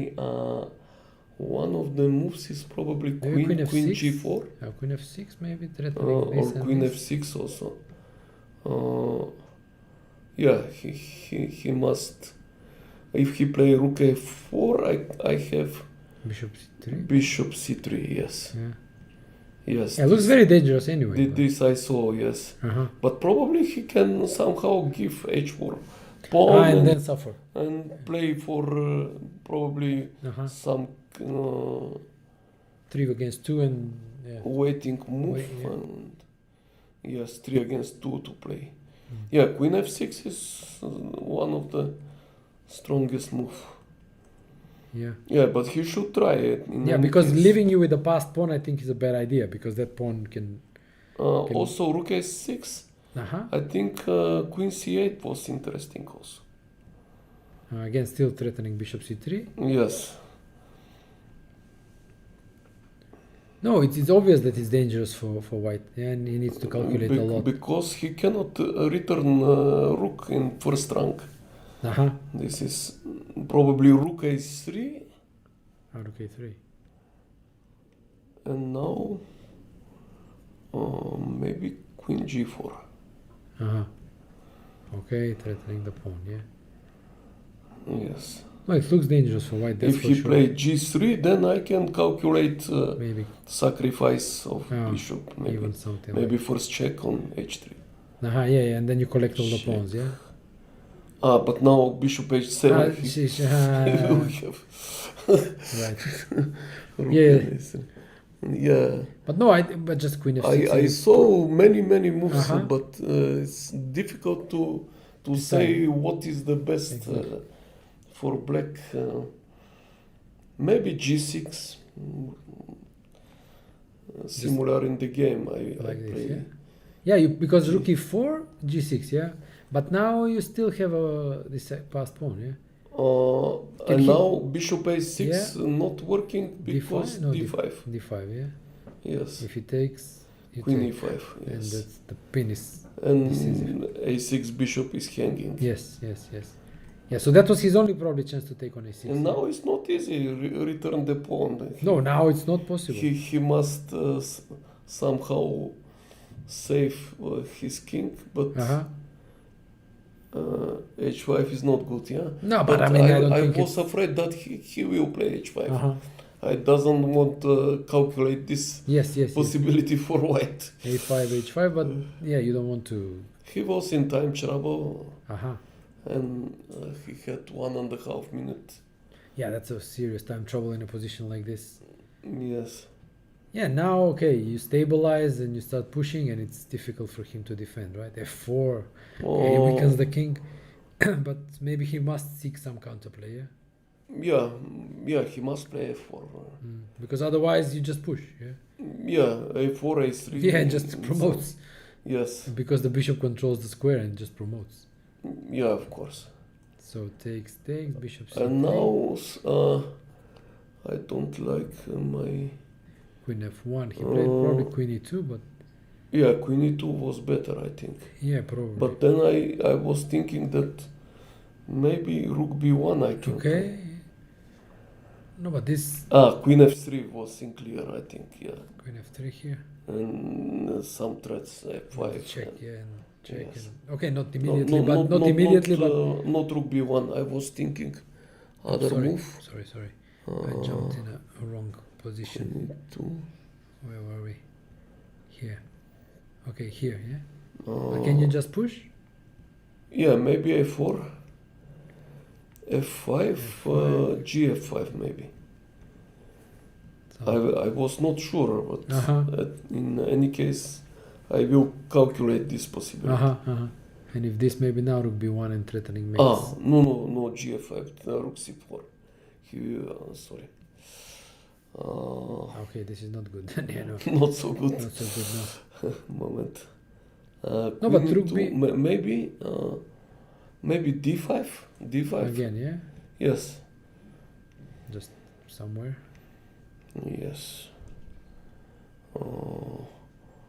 And now Bishop bishop f6. f6. Yes. Maybe there. Queen b6. Rook a6. Sorry. Maybe But- not queen b6. Queen c5 maybe. Queen c5, yeah. Yes. But maybe stay on Rook the a6. King g7. No, rook f6. Sorry. Yeah. Yeah, a lot of tricks, yeah. Yes. This is tricky position. Tricky not, position, yeah. Not Not easy. that simple, yeah, because all sorts of tactics. This f5 tricks. Probably I should play bishop g7 and somehow f5, gf5, but it's not not clear. Yes. Yeah. Yeah, I was not sure what to do. Queen e2. Yeah, but yeah, I don't understand the logic of queen f2, queen f1, because what is the queen doing there? Where was this? Yeah, queen f1 looks strange. I mean, what's the idea? He Maybe he was want to f5, defend but, first rank. and maybe support f5, but He still, was afraid of rook b1 probably, Probably, in yeah. time trouble. that makes sense. He doesn't. He don't have time to To see if it's dangerous. Yeah. calculate. Yes. So this rook e3, bishop d4, rook e1, a4, f5. Okay, this is already becoming sharp. Yeah. Yeah. Now it's not clear. Still not clear. Yeah. Because, No, I was not sure what to do. Yeah, probably instead bishop d4 I can. I was thinking for queen f6. earlier. Queen Here. f6 with idea f5 g5.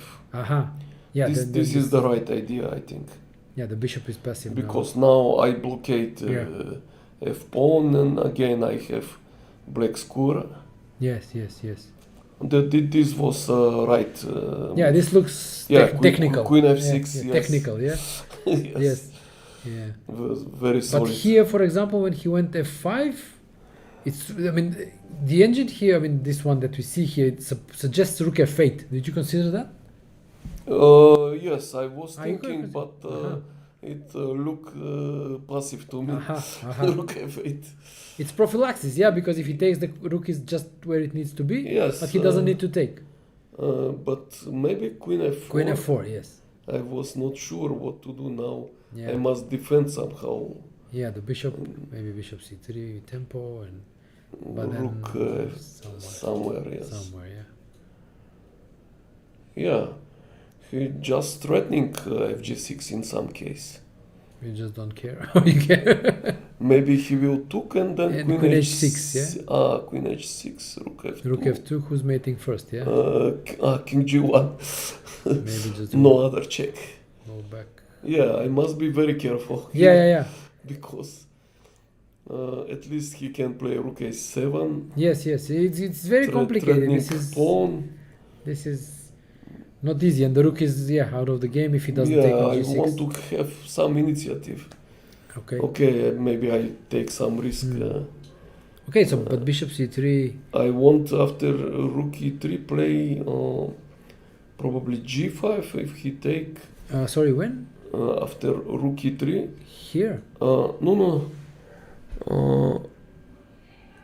After f5, F5? I play bishop c3, Yes. and I calculate only rook e3, and You then want rook e7? I want to play Ah. g5. Ah, If okay. he take bishop d2 or something, And then to took establish with- some dark square control, yeah? yes.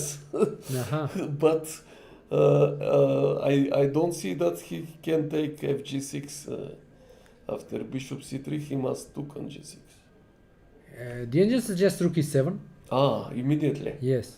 Uh-huh. And now if rook b7, take and take on g6, a3. Yeah. But this is like strange. Queen f5 and really strange. This Probably some perpetual. some perpetual probably. Yeah. A2. Bishop g7 it says, but Uh-huh. if a2 just take on f7 and or queen h5. I mean it's getting dangerous. Some checks. If I take with queen on f7. No, if a2, I don't know if it takes or takes on h5. I don't know. What's better? Maybe take Queen. and I nothing. can promote. You can promote and nothing happening, no? Still you don't have Yes, check. I but control. you control the long diagonal, yeah. Diagonal, yes. Yeah, nothing here then. So probably has to take, right? Queen f7. And now Queen c8. Oh, sorry. yes, and if Yes. here you take with check, yeah. At least draw. At least a draw, yeah. This is the, but this is difficult. So it's Yes. impossible. Yeah, I Queen was F4. thinking. Queen f4. Just a bad move, yeah. Yes. He had only 30 seconds. So he just left. I mean, forgot about the rook or what? Yes, probably he doesn't see rook before. Oh, yeah. He was surprised. Yeah. Now it just. Yes. Also, I was thinking if he take fg6, Here, also okay. he had good chances for draw. So what you take? fg6, rook e7, rook F8. f8. I must play. Queen e2. Queen e2. Now threatening Rook e6 maybe. rook e6, a3, rook e6. Probably this rook is- f2 check. Yeah. The only move. I don't know what Takes, is takes, this. takes. Maybe Queen queen a7. a7 or queen c5. Yeah. Queen c5, maybe bishop b2. Give some chances. But still, it's not easy. Yes. It's still not easy. I was not sure. Probably just draw Yeah. because bishop is very strong on d3. Yeah. Can play c4 maybe. In some case. Yeah. This is tricky. Yeah. So basically, the game was decided by this blunder. Up to this point, it was unclear. Yeah. Yes. Okay. Yes. I must play queen f6. Earlier. Yes. Early, And yes. g5. Yes. This was to stop all counterplay. Yeah, because I give him too much counterplay Yeah. after f5. Well, okay. Still, some luck is always needed. Yeah. So, and the matches, I see that Bogdanovsky drew. He was a clear pawn up. I don't know how he drew.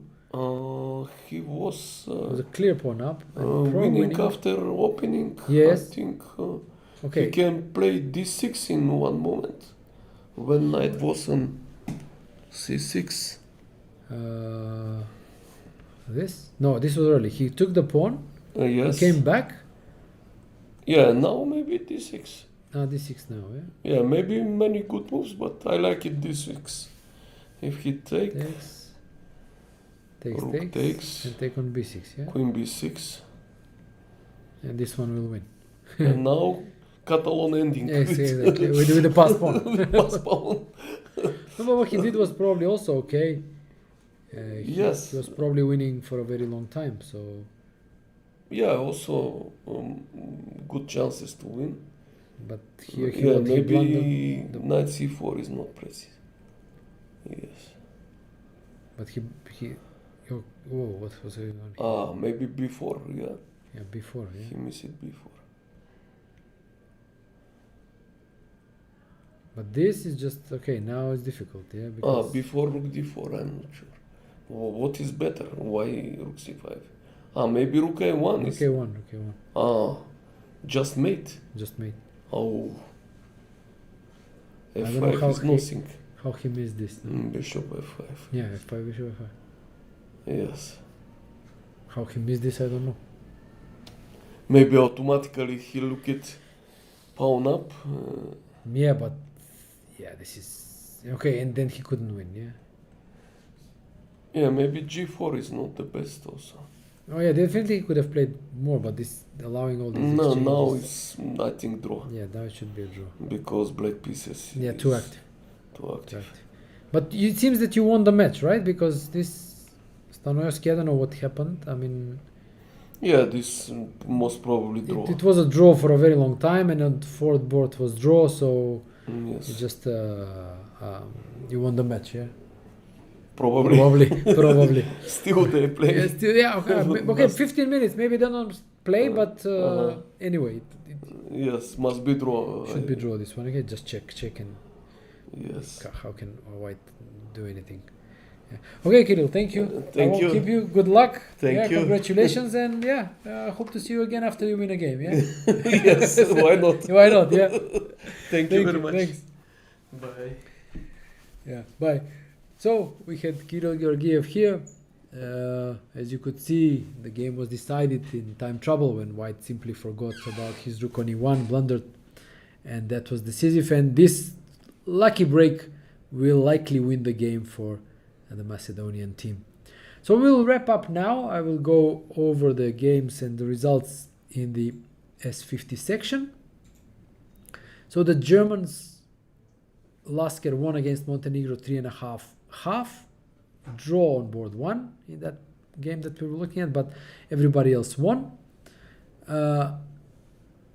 Adams and Gdański, they are still playing, at least up according to this live feed.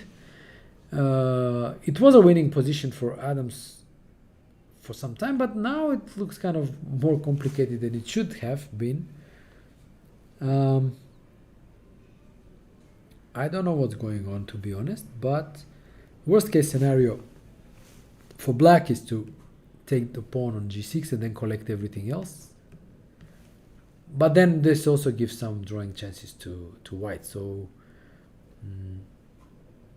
this is probably unnecessarily complicated, but nevertheless, irrelevant of how this game ends, England wins the match thanks to Glenn Fleer's victory, as all the other games were drawn.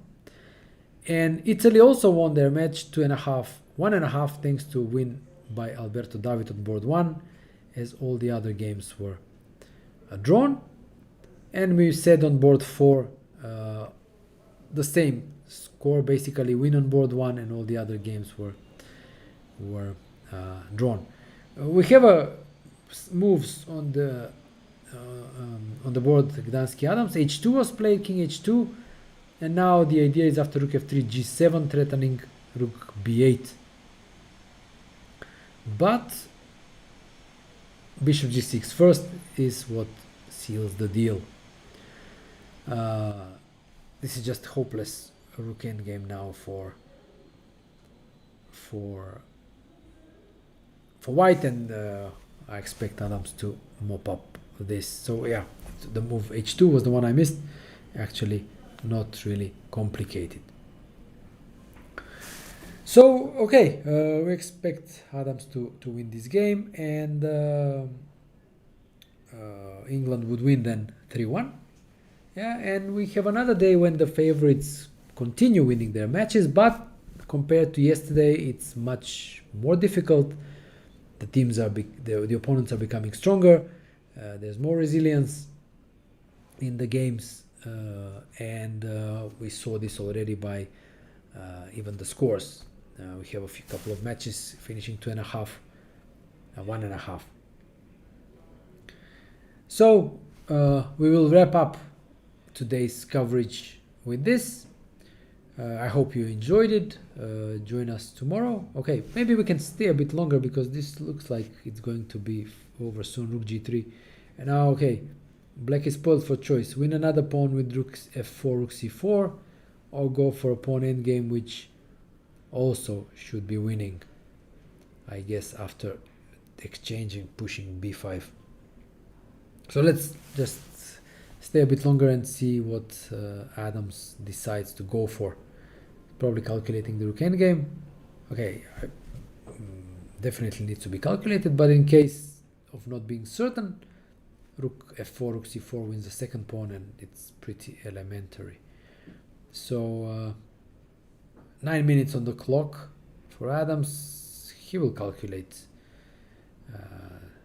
precisely, and well, okay, rook f4, no rook endgame. This is actually it's a practical choice, because the rook the pawn endgame you have to calculate precisely until the end, whereas here you don't need to calculate. You pick up a second pawn and just win by hand, and I'm pretty sure white will resign any moment now. So yeah, it's the end, and I have to say a nice win for Adams after yesterday drawing with white with a lower rated opponent, but now beating a good grandmaster with black, outplaying him in the exchange Spanish. Must be a confidence booster for him. Okay, now we can wrap up, because we are certain that this will happen, and thank you for being with us today, and yeah, I'll see you tomorrow.